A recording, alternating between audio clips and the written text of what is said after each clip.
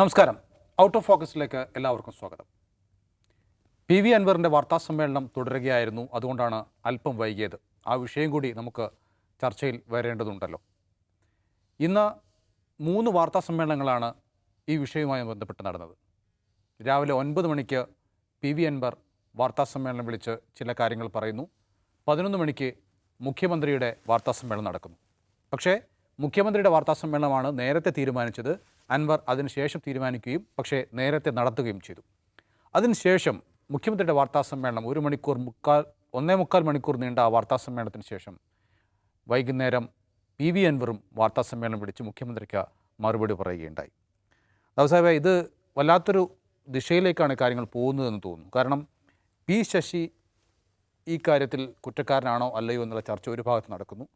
അതിന് മറുപടി പറയേണ്ട ആൾ മുഖ്യമന്ത്രിയാണ്. മുഖ്യമന്ത്രി ഇന്ന് അദ്ദേഹത്തിന് സകല പിന്തുണയും അർപ്പിച്ചുകൊണ്ട് അദ്ദേഹത്തിനെതിരെ അന്വേഷണം പോലും വേണ്ട എന്ന നിലപാട് സ്വീകരിച്ചുകൊണ്ട് P ശശിയെ സംരക്ഷിച്ചുകൊണ്ടുള്ള വാർത്താസമ്മേളനം വിളിച്ചിരിക്കുന്നു. അതോടൊപ്പം തന്നെ PV അൻവറിനെ അദ്ദേഹം അരിശം പൂണ്ട് തള്ളുകയും ചെയ്തിരിക്കുന്നു. PV അൻവർ തിരിച്ചൊരു മറുപടി പറഞ്ഞിരിക്കുന്നു. മുഖ്യമന്ത്രിയെ P ശശി അടക്കമുള്ളവർ തെറ്റിദ്ധരിപ്പിച്ചിരിക്കുകയാണെന്ന് പറഞ്ഞിരിക്കുന്നു. എങ്ങോട്ടാണ് ഈ വിവാദത്തിൻ്റെ പോക്ക്? എങ്ങോട്ടാണ് ഈ വിവാദത്തിൻ്റെ പോക്കെന്ന് ചോദിച്ചാൽ നോവലെ സത്യം പറഞ്ഞാൽ കിളി പോയിരിക്കുകയാണ്. എന്ന് വെച്ചാൽ ഇതെന്തേ നടക്കുന്നത്? നമ്മുടെ സംസ്ഥാനം ഭരിക്കുന്ന മുന്നണിയുടെ ഭാഗമായിട്ടുള്ള ഒരു MLA പ്രതിപക്ഷത്തെ ഏറ്റവും വന്യമായി സംസാരിക്കുന്ന ഒരു പ്രതിപക്ഷ നേതാവിനേക്കാൾ മാരകമായിട്ടുള്ള വിമർശനങ്ങൾ സംസ്ഥാന ആഭ്യന്തര വകുപ്പിനെതിരെ, സംസ്ഥാനത്ത് ലോ ആൻഡ് ഓർഡർ കൈകാര്യം ചെയ്യുന്ന പോലീസ് ഓഫീസർക്കെതിരെ, സ്വാഭാവികമായിട്ടും മുഖ്യമന്ത്രിയുടെ വകുപ്പിനെതിരെ നിരന്തരം ഉന്നയിച്ചുകൊണ്ടിരിക്കുകയാണ്. എനിക്ക് തോന്നുന്നു ഏതാണ്ട് ഒരു 1/2 ഡസൻ പത്രസമ്മേളനം ഇപ്പോൾ അൻവർ നടത്തിക്കഴിഞ്ഞു. ഇപ്പം നടന്നുകൊണ്ടിരിക്കുന്ന പത്രസമ്മേളനം എനിക്ക് തോന്നുന്നു ഇതുവരെ നടന്നതിൽ ഏറ്റവും മാരകമായ വിമർശനങ്ങൾ അതിലാണ് വരുന്നത്. ഇതെന്താണ് ഇങ്ങനെ? ഇതിന് നോക്കൂ, മുഖ്യമന്ത്രി മറുപടി പറയുന്നതിന് ദിവസങ്ങളെടുത്തിട്ടാണ്. പക്ഷേ മുഖ്യമന്ത്രി നേരത്തെ പത്രസമ്മേളനം പ്രഖ്യാപിക്കുന്നു. അതിന് മുന്നോടിയായിട്ട് അൻവർ ഒരു പത്രസമ്മേളനം വിളിക്കുന്നു. മുഖ്യമന്ത്രി പത്രസമ്മേളനം നടക്കുന്നു. ശേഷം വീണ്ടും അൻവർ പത്രസമ്മേളനം നടന്നു. അതുക്കും മുന്നോടിയായിട്ട് ഒരു ഫേസ്ബുക്ക് പോസ്റ്റ് ഇടുന്നു. ആ ഫേസ്ബുക്ക് പോസ്റ്റിൽ എന്താ പറയുന്നത് അറിയാം? അജിത് കുമാർ സിന്ദാബാദ്, അജിത് കുമാറിനെ ധനമന്ത്രിയാക്കണം എന്നാണ്. ഇതിലും വലിയൊരു പരിഹാസം ഈ സർക്കാരിനെതിരെ ഈ വന്നതിൽ വെച്ച് ഏറ്റവും മോശമായൊരു പരിഹാസമാണ്. അതാരാ അങ്ങനെ ഒരു പരിഹാസം ഉന്നയിക്കുന്നത്? ഭരണപക്ഷ MLA ആണ്. അപ്പോൾ അതിൽ അദ്ദേഹം പറയുന്നത് 33 ലക്ഷം രൂപയ്ക്ക് മേടിച്ചത് ഉണ്ടാക്കിയത് ഒരു ഫ്ലാറ്റ് 10 ദിവസം കൊണ്ട് 60 ലക്ഷത്തിന് വിൽക്കുകയാണ്. അപ്പോൾ ഇമാതിരി ഫിനാൻസ് മാനേജ്മെൻറ്റ് അറിയാവുന്ന ഒരു കിടുക്കാച്ചി ഇവിടെ ഉണ്ടെങ്കിൽ പുള്ളിയെ പിടിച്ച് മന്ത്രിയാക്കുന്നത്, ധനമന്ത്രിയാക്കുന്നതാണ് പറയുന്നത്. അപ്പോൾ അത് അന്വേഷിക്കണമെന്ന് ആവശ്യപ്പെട്ടിട്ട് ഇത് കൊടുത്തിട്ടുണ്ട്, ദർവേസ് സാഹിബിന് പരാതി കൊടുത്തിട്ടുണ്ട്. അപ്പോൾ ഇതിങ്ങനെ ഓരോ ദിവസവും അൻവർ പറയുന്ന പോയിൻ്റ് ഒന്നാണ്. പക്ഷേ അദ്ദേഹം ചെയ്തുകൊണ്ടിരിക്കുന്നത് അതിന് ആഡ് ചെയ്യുന്ന തെളിവുകളും വസ്തുതകളും ഇങ്ങനെ കൊണ്ടുവന്നുകൊണ്ടിരിക്കുകയാണ്. ആ പോയിൻ്റ് എന്താണ്? ഒന്ന്, ഈ പറയുന്ന ADGP അജിത് കുമാർ എന്ന് പറയുന്നത് അദ്ദേഹം ഒരു ക്രിമിനൽ സിൻഡിക്കേറ്റിന് നേതാവാണ്. ഒരു ക്രിമിനൽ ഗ്യാങ് കൊണ്ട് നടത്തുകയാണ്. മുഖ്യമന്ത്രിയുടെ വലം കൈയായിട്ടുള്ള പൊളിറ്റിക്കൽ സെക്രട്ടറി P ശശിയാണ് ഇങ്ങേർക്ക് പിന്തുണ കൊടുക്കുന്നത്, ഇങ്ങേർക്ക് എല്ലാവിധ സപ്പോർട്ടും കൊടുക്കുന്നത്. ഇന്ന് രാവിലെ അദ്ദേഹം പത്രസമ്മേളനത്തിൽ ഒരു കാര്യം കൂടെ പറഞ്ഞു. പാർട്ടി പ്രവർത്തകരെയും മുഖ്യമന്ത്രിയെയും തമ്മിൽ അവർക്കിടയിൽ ഒരു ബാരിയർ ഉണ്ടാക്കി വെച്ചിരിക്കുകയാണ് ഈ P ശശി എന്ന് പറയുന്നത്. ഒന്ന് ആലോചിക്കണം, പാർട്ടി എന്തിനാണ് പൊളിറ്റിക്കൽ സെക്രട്ടറി വെക്കുന്നത്? പാർട്ടിയും ഭരണവും തമ്മിലുള്ള ബന്ധത്തെ സുഗമമാക്കാൻ വേണ്ടിയിട്ടാണ്. പ്രത്യേകിച്ച് ആഭ്യന്തര വകുപ്പ് എന്ന് പറയുമ്പോൾ ലോ ആൻഡ് ഓർഡറാണ്, ഡെയിലി ലൈഫുമായി ബന്ധപ്പെട്ട കാര്യമാണ്. അതും പാർട്ടിയും തമ്മിലുള്ള ബന്ധം അതിനെ സ്ട്രീം ലൈൻ ചെയ്യാൻ വേണ്ടിയിട്ട്, അതിനെ കുഴപ്പങ്ങളില്ലാതെ കൊണ്ടുപോകാൻ വേണ്ടി വെക്കണ ഒരു ഓഫീസാണ് പൊളിറ്റിക്കൽ സെക്രട്ടറി എന്ന് പറയുന്നത്. പാർട്ടിയാണ് തീരുമാനിക്കുന്നത് ആരാണ് പൊളിറ്റിക്കൽ സെക്രട്ടറിയാണ്. പാർട്ടി സ്റ്റേറ്റ് കമ്മിറ്റി അംഗമായിട്ടുള്ള P ശശിയെ അതിന് ചുമതലപ്പെടുത്തുന്നു. അയാളെക്കുറിച്ചാണ് PV അൻവർ പറയുന്നത്. അയാൾ എന്താ പണിയെടുത്തുകൊണ്ടിരിക്കുന്നത്? അയാളെ ഏൽപ്പിക്കപ്പെട്ട പണി എന്താണോ അതിന് നേർ വിപരീതമായ പണിയെടുക്കുന്നു. അയാളെ ഏൽപ്പിച്ച പണി എടുക്കുന്നില്ല, അല്ലെങ്കിൽ അതിൽ വീഴ്ച വരുത്തുന്നുള്ളതല്ല, അതിന് നേർ വിപരീതമായ പണിയെടുക്കുന്നു. ബാരിക്കേഡ് ഉണ്ടാക്കി വെച്ചിരിക്കുകയാണ്. മുഖ്യമന്ത്രിക്കും പാർട്ടിക്കുമിടയിൽ ഒരു ബാരിക്കേഡ് ഉണ്ടാക്കി വെച്ചിരിക്കുകയാണ്. മുഖ്യമന്ത്രിക്ക് എത്തേണ്ട കാര്യങ്ങൾ ഒന്നും എത്തുന്നില്ല, അത് തടയുകയാണ്. ഇന്നിപ്പോൾ വൈകുന്നേരം പത്രസമ്മേളനത്തിൽ ഏറ്റവും ഗുരുതരമായ ആരോപണം ഉന്നയിക്കുന്നു. ഈ പറയുന്ന സ്വർണ്ണക്കടത്തിൽ ഇദ്ദേഹത്തിന് ഈ ക്രിമിനൽ സിൻഡിക്കേറ്റിന് പങ്കുണ്ട്, പിടിച്ച സ്വർണത്തിൻ്റെ വിഹിതം അടിച്ചു മാറ്റുന്നു എന്നാണ്. അതിൽ ശശിയും പങ്കുപറ്റുന്നു. മുഖ്യമന്ത്രിയുടെ പൊളിറ്റിക്കൽ സെക്രട്ടറി ഈ കുറ്റകൃത്യത്തിൽ പങ്കാളിയാണ് എന്നാണ് ഏറ്റവും ഒടുവിൽ അദ്ദേഹം ആരോപണം ഉന്നയിക്കുന്നത്. ഇതൊന്ന് ആലോചിച്ച് നോക്കൂ നൗഫലെ. മുഖ്യമന്ത്രിയുടെ പൊളിറ്റിക്കൽ സെക്രട്ടറിക്കെതിരെ ഒരു ഭരണപക്ഷ MLA, മുഖ്യമന്ത്രിയുടെ ഏറ്റവും വിശ്വസ്തനായ പോലീസ് ഓഫീസർക്കെതിരെ ഒരു ഭരണപക്ഷ MLA നിരന്തരം ഇത് പറഞ്ഞുകൊണ്ടിരിക്കുകയാണ്. അപ്പോൾ ഇതിൽ ഈ സംഗതി അൻവർ സ്വന്തം നിലക്ക് തുടങ്ങിയ ഒരു സംഗതിയായിട്ടാണ് ഞാൻ മനസ്സിലാക്കിയത്. അങ്ങനെ തന്നെയാണ് അതിൻ്റെ സാധ്യത. കാരണം നൗഫൽ അൻവർ നന്നായിട്ട് അറിയാമല്ലോ. അൻവറിൻ്റെ ഒരു പ്രകൃതം വെച്ചിട്ട് ഇങ്ങനെയൊക്കെ ചെയ്യുന്ന ഒരാളാണ് അൻവർ. പക്ഷേ ഇന്ന് എനിക്ക് തോന്നുന്നത് ഇത് അൻവർ ഒറ്റക്കല്ല എന്നുള്ളതിനാണ്. കാരണം മുഖ്യമന്ത്രിയുടെ ഇന്നത്തെ പത്രസമ്മേളനം ഇന്നലെ പ്രഖ്യാപിച്ചതാണ്. അപ്പോൾ മുഖ്യമന്ത്രിയുടെ പത്രസമ്മേളനത്തിന് മുന്നോടിയായിട്ടൊരു പത്രസമ്മേളനം നടത്തുന്നു. മുഖ്യമന്ത്രിയുടെ പത്രസമ്മേളനത്തിന് ശേഷം അതിമാരകമായൊരു പത്രസമ്മേളനം നടത്തുന്നു. അപ്പോൾ പിണറായി വിജയൻ എതിരായിട്ട് ഇത് പിണറായി വിജയൻ്റെ ഓഫീസിനെതിരായിട്ടല്ല അദ്ദേഹം പറയുന്നത്. പിണറായി വിജയനെതിരായിട്ട് തന്നെയുള്ള സ്വന്തം പിതാവിനെ പോലെ കരുതുന്ന പിണറായി. അതെ, ബഹുമാനപ്പെട്ട മുഖ്യമന്ത്രി എന്നാണ് എപ്പോഴും അൻവർ ഉപയോഗിക്കുന്നത്. പക്ഷേ ഇന്നിപ്പോൾ പത്രസമ്മേളനത്തിൽ ഒരു വാക്ക് പ്രയോഗിച്ചു കേട്ടോ, പാവം മുഖ്യമന്ത്രി.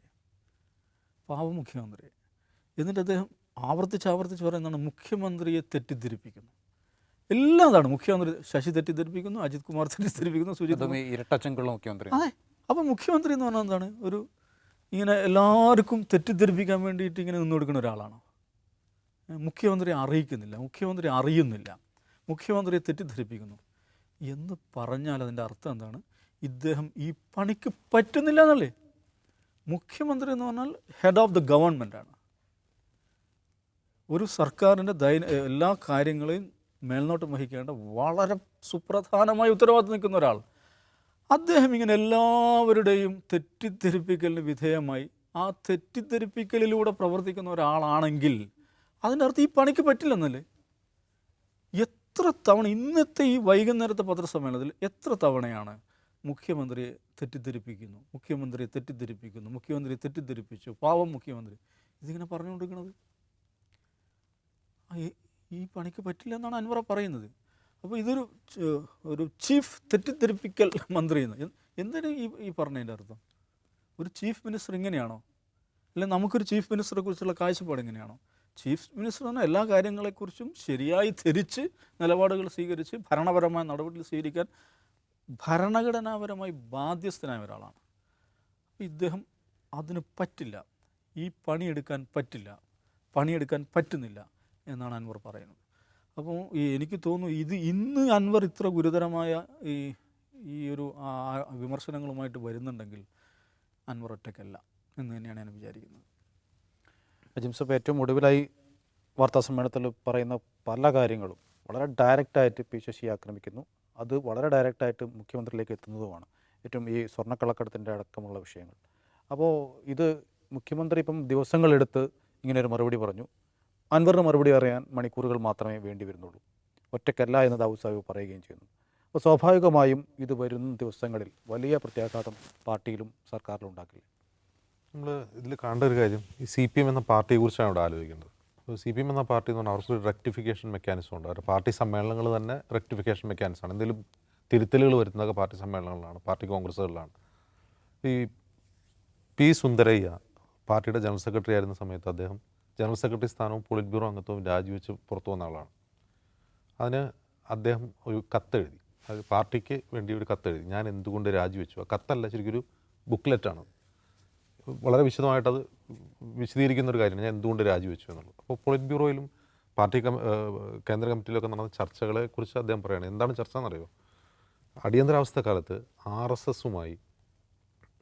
RSSും ജനസംഘവുമായി കൈകോർത്ത് ബഹുജന പ്രക്ഷോഭങ്ങളിൽ അണിചേരാം എന്ന് പാർട്ടി തീരുമാനിച്ചു. അതിനെതിരെ അദ്ദേഹം അതിശക്തമായ വിയോജനക്കുറിപ്പ് രേഖപ്പെടുത്തിയാണ് രാജിവെച്ച് പോരുന്നത്.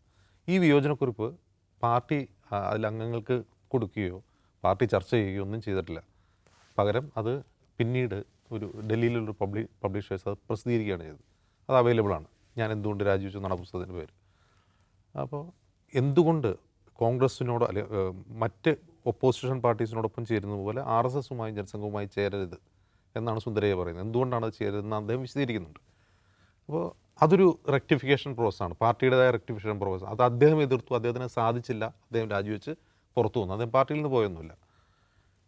ഇത് നോക്കുക, ഇപ്പോൾ പിണറായി വിജയൻ പാർട്ടിയുടെ സെക്രട്ടറിയായിട്ട് ദീർഘകാലം പ്രവർത്തിച്ച ഒരാളാണ്. അപ്പോൾ ഇന്നത്തെ പാർട്ടിയെ കെട്ടിപ്പടുക്കുന്നതിൽ പിണറായി വിജയന് അതുല്യമായ പങ്കുണ്ട്. അത് നെഗറ്റീവായിട്ടാണെങ്കിലും പോസിറ്റീവായിട്ടാണെങ്കിലും ഇന്നത്തെ പാർട്ടി ഇന്നത്തെ നിലയിലാക്കുന്നതിൽ പിണറായി വിജയന് നല്ല പങ്കുണ്ട്. പിന്നീട് അദ്ദേഹം പാർട്ടി സെക്രട്ടറി സ്ഥാനത്ത് നിന്ന് മാറി പൊളിറ്റ് ബ്യൂറോ അംഗമായി കുറച്ച് നാൾ നിന്നു. പിന്നീട് അദ്ദേഹം മുഖ്യമന്ത്രിയാവുന്നു. അദ്ദേഹം മുഖ്യമന്ത്രി ആയതിനു ശേഷമുള്ള പാർട്ടി, അദ്ദേഹം മുഖ്യമന്ത്രി ആയതിനു ശേഷമുള്ള CPM എന്ന പാർട്ടി എന്താണെന്നുള്ളതാണ് പ്രശ്നം. നമുക്ക് മാധ്യമപ്രവർത്തകർക്ക് വളരെ നന്നായി അറിയാൻ കഴിയും അദ്ദേഹം മുഖ്യമന്ത്രി ആയതിനു ശേഷമുള്ള CPM എന്താണ് എന്ന് നമുക്ക് അനുഭവവേദ്യമാണ്. പാർട്ടി എങ്ങനെയാണ് പ്രവർത്തിക്കുന്നത്? സർക്കാരിനെ പുകഴ്ത്തുക, സർക്കാരിനെ പിന്താങ്ങുക. ഇനി സർക്കാരിൻ്റെ ഭാഗത്ത് എന്തെങ്കിലും വീഴ്ച ഉണ്ടാകുമ്പോൾ അതിൽ വിമർശനം ഉന്നയിക്കുന്നവരെ കൂട്ടമായി വന്ന് ആക്രമിക്കുക. അത് സൈബർ രംഗത്താണെങ്കിലും അല്ലെങ്കിലും ആക്രമിക്കുക. ഇതാണ് പാർട്ടി പ്രവർത്തനമായി നമ്മൾ കണ്ടുകൊണ്ടിരിക്കുന്നത്. അപ്പോൾ സർക്കാർ ചെയ്യുന്നതെല്ലാം ശരി, അതിനെ ന്യായീകരിക്കുക, അതിനെ പിന്തുണയ്ക്കുക. മുഖ്യമന്ത്രി പിണറായി വിജയൻ കേരളത്തിൻ്റെ ഏറ്റവും മികച്ച നേതാവാണ്, മികച്ച മുഖ്യമന്ത്രിയാണെന്നിങ്ങനെ പാടിപ്പുകഴ്ത്തുക. അതല്ലാതെ വേറൊരു തരം റെക്ടിഫിക്കേഷനും ആ പാർട്ടിയിൽ കഴിഞ്ഞ 8.5 വർഷമായിട്ട് നടക്കുന്നില്ല. ഒരു തരത്തിൽ റെക്ടിഫിക്കേഷൻ നടക്കുന്നില്ല. ഇപ്പോൾ നോക്കുക, അൻവർ ഉന്നയിക്കുന്ന ആരോപണങ്ങൾ ഈ മരമുറിയിൽ നിന്ന് അദ്ദേഹം തുടങ്ങി ഇപ്പോൾ ഇന്ന് അദ്ദേഹം എത്തിയിരിക്കുന്നത് കൊള്ള മുതൽ പങ്കിടുന്ന പൊളിറ്റിക്കൽ സെക്രട്ടറി എന്നാണ്. കൊള്ള മുതൽ പങ്കിടുന്ന പൊളിറ്റിക്കൽ സെക്രട്ടറി എന്നൊരു ഭരണകക്ഷി MLA പറഞ്ഞതിനർത്ഥം അതിൽ മുഖ്യമന്ത്രിക്ക് പങ്കുണ്ടെന്നാണ്. കാരണം ആ പൊളിറ്റിക്കൽ സെക്രട്ടറിയെ മണിക്കൂറുകൾക്ക് മുമ്പ് അദ്ദേഹം മാതൃകാ പ്രവർത്തനമാണ് നടത്തുന്നത് എന്ന് പുകഴ്ത്തിയ ആളാണ് മുഖ്യമന്ത്രി. അതിനർത്ഥം എന്താണ്? മുഖ്യമന്ത്രിയുടെ ഓഫീസ് എന്ന് പറഞ്ഞാൽ മുഖ്യമന്ത്രി ഇരിക്കുന്ന ഓഫീസാണ്. ആ ഓഫീസിലെ സെക്കൻഡ് ഇൻ കമാൻഡൻ്റാണ് പൊളിറ്റിക്കൽ സെക്രട്ടറി. ചീഫ് സെക്രട്ടറിക്ക് പോലും ആ ഒരു പ്രിവിലേജ് ഇല്ല മുഖ്യമന്ത്രിയുടെ ഓഫീസിൽ. മുഖ്യമന്ത്രിയുടെ ഓഫീസിൽ ഈ ചീഫ് സെക്രട്ടറി പോലും പങ്കില്ല. അതിലും ഉപരിയായിട്ടുള്ള ബ്യൂറോക്രാറ്റ് അല്ലാത്തൊരു നിയമനമാണ്. അപ്പോൾ ആ നിയമനത്തിൽ മുഖ്യമന്ത്രിയുടെ മനസാക്ഷി സൂക്ഷിപ്പുകാരൻ, മുഖ്യമന്ത്രിയുടെ വലങ്കൈ എന്നറിയപ്പെടുന്ന, മുഖ്യമന്ത്രിയുടെ വിൽ നടപ്പാക്കുന്ന ആളാണ് പൊളിറ്റിക്കൽ സെക്രട്ടറി. അദ്ദേഹമാണ് ആക്ച്വലി ഹോം ഡിപ്പാർട്ട്മെൻറ്റ് ഭരിക്കുന്നത്. ആഭ്യന്തര വകുപ്പ് ഭരിക്കുന്നത് നേർക്ക് നേരെ മുഖ്യമന്ത്രിയല്ല, CPM ഭരിക്കുമ്പോൾ അത് പൊളിറ്റിക്കൽ സെക്രട്ടറിയാണ്. അങ്ങനെ ഒരാൾ കൊള്ള മുതൽ പങ്കിടുന്നയാളാണ്. സ്വർണ്ണക്കടത്ത് എന്ന വാക്കൊന്നും ഉപയോഗിക്കരുത്. സ്വർണ്ണക്കടത്തിൽ പങ്കുപറ്റി, അങ്ങനെ സ്വർണ്ണക്കടത്തല്ല ഇത്. അൻവർ തന്നെ വിശദീകരിക്കുന്ന പോലെ ഇത് ടാക്സ് വെട്ടിപ്പാണ്. ടാക്സ് വെട്ടിച്ച് കൊണ്ടുവരുന്ന സ്വർണം പിടിച്ചെടുത്ത് അത് കളവ് മുതലാക്കി കോടതിയിൽ കൊടുക്കുന്നു എന്നുള്ള അദ്ദേഹം ഉന്നയിക്കുന്ന പ്രശ്നം. കോടതിയിൽ നിൽക്കാത്ത കേസാണ്. മറ്റൊന്ന്, പോലീസിന് യാതൊരു ജൂറിസ്ഡിക്ഷനും ഇല്ലാത്തൊരു സംഭവമാണ് സ്വർണ്ണക്കടത്ത്. കസ്റ്റംസിനെ അറിയിക്കുന്നതിന് പകരം അവരതടിച്ചു മാറ്റുന്നു. അതിൽ മുഖ്യമന്ത്രിയുടെ പൊളിറ്റിക്കൽ സെക്രട്ടറി പങ്കുപറ്റുന്നുവെന്ന് ഒരു LDF MLA ആരോപണം ഉന്നയിച്ചിരിക്കുകയാണ്. ഇതിൻ്റെ ഒരു ഗൗരവം നമുക്ക് മനസ്സിലാവാത്തതിൻ്റെ കാരണം എന്ന് വെച്ചാൽ, ഈ പൊതുജനങ്ങൾക്ക് പോലും ഇതിൻ്റെ ഈ ആരോപണത്തിൻ്റെ ഗൗരവം ഫീൽ ചെയ്യില്ല. അതിൻ്റെ കാരണം എന്ന് വെച്ചാൽ, കഴിഞ്ഞ 8.5 വർഷമായി പലരും സംശയിക്കുന്ന കാര്യങ്ങൾ അൻവർ വിളിച്ചു പറയുകയാണ്. അത് പാർട്ടി പ്രവർത്തകർ മാത്രമല്ല, പൊതുജനങ്ങളും സംശയിക്കുന്ന കാര്യമാണ്. ഇതിൻ്റെ ഗൗരവം മനസ്സിലാക്കണം. ഇങ്ങനൊരു ആരോപണം മതി മുഖ്യമന്ത്രി രാജിവെക്കാൻ. മുൻകാലങ്ങളിൽ മറ്റെവിടെയെങ്കിലുമൊക്കെ ആണെങ്കിൽ മുഖ്യമന്ത്രിയുടെ പൊളിറ്റിക്കൽ സെക്രട്ടറി കൊള്ള മുതൽ പങ്കുവയ്ക്കുന്നയാളാണെന്ന് ഞാൻ സംശയിക്കുന്നു എന്ന് പറഞ്ഞാൽ എന്താണ് അർത്ഥം? മറ്റൊന്ന്, ഈ പോലീസിനെതിരെ ഉന്നയിക്കപ്പെട്ട ആരോപണങ്ങളുടെ ഒരു ഗൗരവ സ്വഭാവം കൂടി പരിശോധിക്കുക. അത് RSS മേധാവിയെ കണ്ട് RSSൻ്റെ പൊളിറ്റിക്കൽ അജണ്ട പോലീസ് വഴി കേരളത്തിൽ നടപ്പാക്കി അവർക്കൊരു സീറ്റ് നേടിക്കൊടുക്കുന്നു, RSSൻ്റെ അജണ്ട പോലീസ് നടപ്പാക്കുന്നു എന്നുള്ളത് മാറ്റിവെക്കുക. അത് പലരും നേരത്തെ തന്നെ, പ്രതിപക്ഷം തന്നെ നേരത്തെ ആരോപിക്കുന്ന കാര്യമാണ്. അത് തെളിവ് സഹിതം അൻവർ പറയുന്നു എന്നുള്ളതാണ്. ഡാൻസ് ഓഫ് എന്ന് പറയുന്ന ഒരു ഗ്രൂപ്പ് ഉണ്ടാക്കുന്നു. ഇത്തരത്തിൽ പ്രത്യേക സ്ക്വാഡുകൾ നിയമവിരുദ്ധമാണ് എന്ന് സുപ്രീം കോടതി ഹൈക്കോടതിയും ചൂണ്ടിക്കാട്ടിയിട്ട് ആ ഡാൻസ് ഓഫ് രൂപീകരിച്ചെന്ന് മാത്രമല്ല, ഡാൻസ് ഓഫിൻ്റെ പണി മയക്കുമരുന്ന് പിടിക്കലാണ്, മയക്കുമരുന്ന് വിൽപ്പന തടയലാണ് അവരെ ഏൽപ്പിച്ചിട്ടുള്ള പണി. അതിന് പകരം അവരെന്താ ചെയ്യുന്നതായിട്ടാണ് നമ്മൾ തന്നെ വാർത്ത കൊടുത്തതെന്താണ്? സ്വർണ്ണമല്ല, മയക്കുമരുന്ന് കച്ചവടം അവർ തന്നെ നടത്തുന്നു. അവർ മയക്കുമരുന്ന് ഡീലേഴ്സോട് സംസാരിക്കുന്നു, സാധനം വേണമെന്ന് പറയുന്നു, അവർ തന്നെ കച്ചവടം നടത്തുന്നു. ഇല്ലീഗലായിട്ട് അത് നിരപരാധികളുടെ കയ്യിൽ പ്ലാൻ ചെയ്യുന്നു, അവർക്കെതിരെ കള്ളക്കേസ് എടുക്കുന്നു. പിന്നെ സ്വർണം പൊട്ടിക്കുന്നു. സ്വർണം പിടിക്കുന്നില്ല, സ്വർണം പൊട്ടിക്കുന്നു. അങ്ങനെ തന്നെ പറയണം. അതായത് നിയമവിരുദ്ധമായ ടാക്സ് വെട്ടിച്ച് കൊണ്ടുവരുന്ന സ്വർണം അടിച്ചു മാറ്റുന്ന കൊള്ളസംഘമായ ഡാൻസ് ഓഫ് മാറുന്നു. അതിന് നേതൃത്വം കൊടുക്കുന്നത് ഈ പൊളിറ്റിക്കൽ സെക്രട്ടറി ആണെന്നാണ് പറയുന്നത് PV അൻവർ. ഇത് ചെറിയ ആരോപണമല്ല. ഇത് ഒറ്റയ്ക്ക് PV അൻവർ പറയില്ല. ഇത് അൻവർ ഒറ്റയ്ക്കല്ല എന്ന് പറയാൻ കാരണം, ഇത് കുറേ അധികം പാർട്ടി പ്രവർത്തകരുടെ ഉള്ളിലുള്ള കാര്യം അൻവർ പറയുന്നതാണ്, അല്ലെങ്കിൽ അവർക്ക് അറിവുള്ള കാര്യം അൻവർ പറയുന്നതാണ്. ഇനി അൻവർ തന്നെ ഇത് അന്വേഷിച്ച് കണ്ടെത്തുന്ന കാര്യങ്ങളാണെങ്കിൽ പോലും ഇത് പറയിപ്പിക്കുന്നത് പാർട്ടി തന്നെയാണ്. ഇത് ഒരു സൈലൻറ്റ് കൂ ആണ്. CPMൽ ഏറ്റവും ഒടുവിൽ നടക്കുന്ന ഒരു സൈലൻറ്റ് കൂ ആണ്. ഇതിനെ എന്താണ് ഗ്രൂപ്പിസം എന്നോ റിവിഷനിസം എന്നോ എന്താണ് അങ്ങനെയൊന്നും വിഭാഗീയതൊന്നും പറയാൻ പറ്റില്ല. ഇതൊരു സൈലൻറ്റ് കൂ. ഇത് പിണറായി വിജയനെതിരെയുള്ള പാർട്ടിയുടെ സൈലൻറ്റ് കൂവാണ്. അവിടെ പിണറായി വിജയനെ ഒരു ബ്ലഡ്ലെസ് കൂവിലേക്ക് നീങ്ങുന്നൊരു കാഴ്ചയാണ് നമ്മൾ കാണുന്നത്. പിണറായി വിജയനെ വേദനിപ്പിക്കാതെ ഈ വിപ്ലവം പൂർത്തിയാവുമെന്നാണ് ഞാൻ മനസ്സിലാക്കുക. പിണറായി വിജയനെ വേദനിപ്പിക്കേണ്ടതെന്ന് തന്നെയാണ് പി വി അൻവർ കരുതുന്നത്. അതുകൊണ്ടാണ് അദ്ദേഹത്തെ തെറ്റിദ്ധരിപ്പിച്ചു, തെറ്റിദ്ധരിക്കപ്പെട്ട പാവം മുഖ്യമന്ത്രി എന്ന് അൻവർ ആവർത്തിച്ച് പറഞ്ഞതെന്നാണ്. പിണറായിയെ വേദനിപ്പിക്കാതെ ഈ വിപ്ലവം പൂർത്തിയാവും, അല്ലെങ്കിൽ ഈ അട്ടിമറി പൂർത്തിയാവുമെന്നാണ് നമ്മൾ കരുതുന്നത്. ഇതിൻ്റെ രണ്ടാം ഘട്ടത്തിലേക്ക് പ്രവേശിച്ചിരിക്കുകയാണ്. അൻവർ തന്നെ പറഞ്ഞതുപോലെ, അൻവർ ആദ്യം പറഞ്ഞത് ഒന്നാം ഘട്ടം കഴിഞ്ഞു. ഇതിൻ്റെ രണ്ടാം ഘട്ടം പൊളിറ്റിക്കൽ സെക്രട്ടറിയെ മാത്രം ഫോക്കസ് ചെയ്തുകൊണ്ടായിരിക്കും. പൊളിറ്റിക്കൽ സെക്രട്ടറി അതിൻ്റെ ഒരു രാഷ്ട്രീയ മുഖമാണ്, ഈ കൂവിൻ്റെ ഒരു രാഷ്ട്രീയ മുഖമാണ് നമ്മളിനി കാണാൻ പോകുന്നത്. പൊളിറ്റിക്കൽ സെക്രട്ടറിയെ പിൻ പോയിൻ്റ് ചെയ്തുകൊണ്ടുള്ള ആക്രമണങ്ങൾ ഇനി തുടർ ദിവസങ്ങളുണ്ടാവും. ഇനി 3-4 ഘട്ടം വന്നേക്കാം. ഒരുപക്ഷെ ഏരിയ സമ്മേളനങ്ങളിലേക്കും ജില്ലാ സമ്മേളനങ്ങളിലേക്ക് കടക്കുമ്പോൾ, ഇനി സംസ്ഥാന സമ്മേളനത്തിലേക്ക് അടുക്കുമ്പോൾ ഇതിൻ്റെ 4ാം ഘട്ടത്തിലേക്ക് കടന്നേക്കാം. എന്തായാലും പിണറായി വിജയൻ എന്ന മുഖ്യമന്ത്രി, പിണറായി വിജയൻ എന്ന പോളിറ്റ് ബ്യൂറോ അംഗം CPM എന്ന പാർട്ടിക്ക് ഏൽപ്പിച്ച ആഘാതത്തെ, പരിക്കിനെ മറികടക്കാനുള്ള, അത് പരിഹരിക്കാനുള്ള ഒരു നിശബ്ദ അട്ടിമറി, രക്തരഹിത നിശബ്ദ അട്ടിമറിയാണ് അൻവറിലൂടെ ഇപ്പോൾ നടന്നുകൊണ്ടിരിക്കുന്നത്. യെസ്, ഇന്ന് മുഖ്യമന്ത്രി മൗനം വെടിഞ്ഞപ്പോൾ പറഞ്ഞ വേറെ ചില കാര്യങ്ങളുണ്ട്. അതിലൊന്ന്, അദ്ദേഹം അസന്നിഗ്ധമായി വ്യക്തമാക്കിയത് ADGP അജിത് കുമാറിനെതിരെ ഉടൻ നടപടി ഉണ്ടാകില്ല, അദ്ദേഹത്തെ മാറ്റി നിർത്തില്ല എന്നുള്ളതാണ്. പലപ്പോഴും സാങ്കേതിക കാരണങ്ങൾ പറഞ്ഞുകൊണ്ട് അദ്ദേഹത്തിന് എതിരെ ശിക്ഷാ നടപടി, സസ്പെൻഷൻ അടക്കമുള്ള ശിക്ഷാ നടപടികൾക്ക് സാങ്കേതിക കാരണങ്ങൾ വിലങ്ങുതടിയായി പറയാറുണ്ട്. പക്ഷേ ഈ ഏറ്റവും സുപ്രധാനമായ ലോ ആൻഡ് ഓർഡർ പോസ്റ്റിൽ നിന്ന് അദ്ദേഹത്തെ മാറ്റി നിർത്താൻ ഈ പറയുന്ന സാങ്കേതിക പ്രശ്നങ്ങളൊന്നും തടസ്സമല്ല, എന്നിട്ടും അദ്ദേഹത്തെ മാറ്റി നിർത്തില്ല എന്നാണ് ഇന്ന് മുഖ്യമന്ത്രി പറഞ്ഞത്. ശശിക്കെതിരെയാണെങ്കിൽ ശശിക്കെതിരെ അന്വേഷണം പോലും ഇല്ല എന്നാണ് മുഖ്യമന്ത്രി പറയുന്നത്. അജിത് കുമാറിനെതിരെ അന്വേഷണ റിപ്പോർട്ട് ലഭിച്ച ശേഷം നടപടിയെന്ന് മുഖ്യമന്ത്രി പറയുന്നുണ്ടെങ്കിലും ശശിക്കെതിരെ അന്വേഷണം പോലും വേണ്ട, അദ്ദേഹത്തിന് 100 മാർക്ക് നൽകിക്കൊണ്ടാണ് മുഖ്യമന്ത്രി അദ്ദേഹത്തിന് ഈ 2 പേർക്കും കവചം തീർത്തിരിക്കുന്നത്. എന്താണ് അജിത് കുമാറിനെയും ശശിയെയും തൊടാൻ മുഖ്യമന്ത്രിക്ക് ഇത്ര പേടി? നോക്കൂ, നൗഫലെ, അജിത് കുമാറിൻ്റെ കാര്യത്തിൽ അദ്ദേഹം അന്വേഷണം നടക്കുന്നുണ്ട് എന്ന് പറയുന്നുണ്ട്. പക്ഷെ ശശിയുടെ കാര്യത്തിൽ ഒന്നും വേണ്ട, അന്വേഷണത്തെക്കുറിച്ച് പോലും അന്വേഷിക്കാൻ പറ്റില്ല. എന്നിട്ട് അദ്ദേഹം ഉപയോഗിക്കുന്നൊരു വാക്കുണ്ട്, അദ്ദേഹം മാതൃകാപരമായ പ്രവർത്തനമാണ് നടത്തുന്നത്. പിന്നെ എന്തെങ്കിലും ആരോപണം വരുമ്പോഴേക്ക് നടപടികളിലേക്ക് കടക്കാം എന്ന് ആരും കരുതണ്ടെന്ന് പറയുന്നത്. ഈ ആരും എന്ന് പറഞ്ഞാൽ ആരാ? അത് ഗോവിന്ദൻ മാഷ്ക്കുള്ള മുന്നറിയിപ്പാണത്. എടോ ഗോവിന്ദൻ മാഷേ, പരാതിയൊക്കെ കൊട്ടയിൽ ഇട്ടേക്ക് കേട്ടോ എന്നാണ് പച്ച മലയാളത്തിൽ പറയുന്നത്. അങ്ങനെ അൻവർ ഗോവിന്ദൻ മാഷ്ക്ക് പരാതി കൊടുത്തു കഴിഞ്ഞു. മെസ്സഞ്ചർ വഴി ഇതുവരെ പാർട്ടിക്ക് പരാതി തന്നില്ലെന്നായിരുന്നു ഗോവിന്ദൻ മാഷ് പറഞ്ഞത്. പക്ഷേ പാർട്ടിക്ക് പരാതി കൊടുത്തു കഴിഞ്ഞു. പ്രത്യേക പരാതി കൊടുത്തു കഴിഞ്ഞു.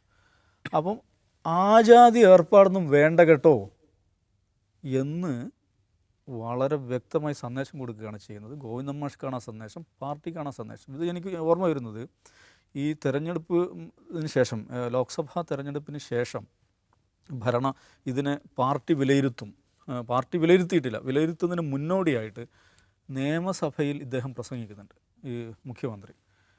ഇത് ഭരണവിരുദ്ധ വികാരമാണെന്നും പറഞ്ഞിട്ട് വരണ്ട എന്ന് പറഞ്ഞ് അതിരൂക്ഷമായൊരു പ്രഭാഷണം നടത്തുന്നുണ്ട്. അത് ആർക്കുള്ള സന്ദേശമായിരുന്നു? VD സതീശനോടല്ല സംസാരിക്കുന്നത്, സ്റ്റേറ്റ് കമ്മിറ്റിയോടാണ് സംസാരിക്കുന്നത്. സ്റ്റേറ്റ് കമ്മിറ്റി ആജാതി വിശകലനമായിട്ടൊന്നും വരണ്ട കേട്ടോ. ഇത് തന്നെയാണ് ഇന്ന് മുഖ്യമന്ത്രി ചെയ്തത്.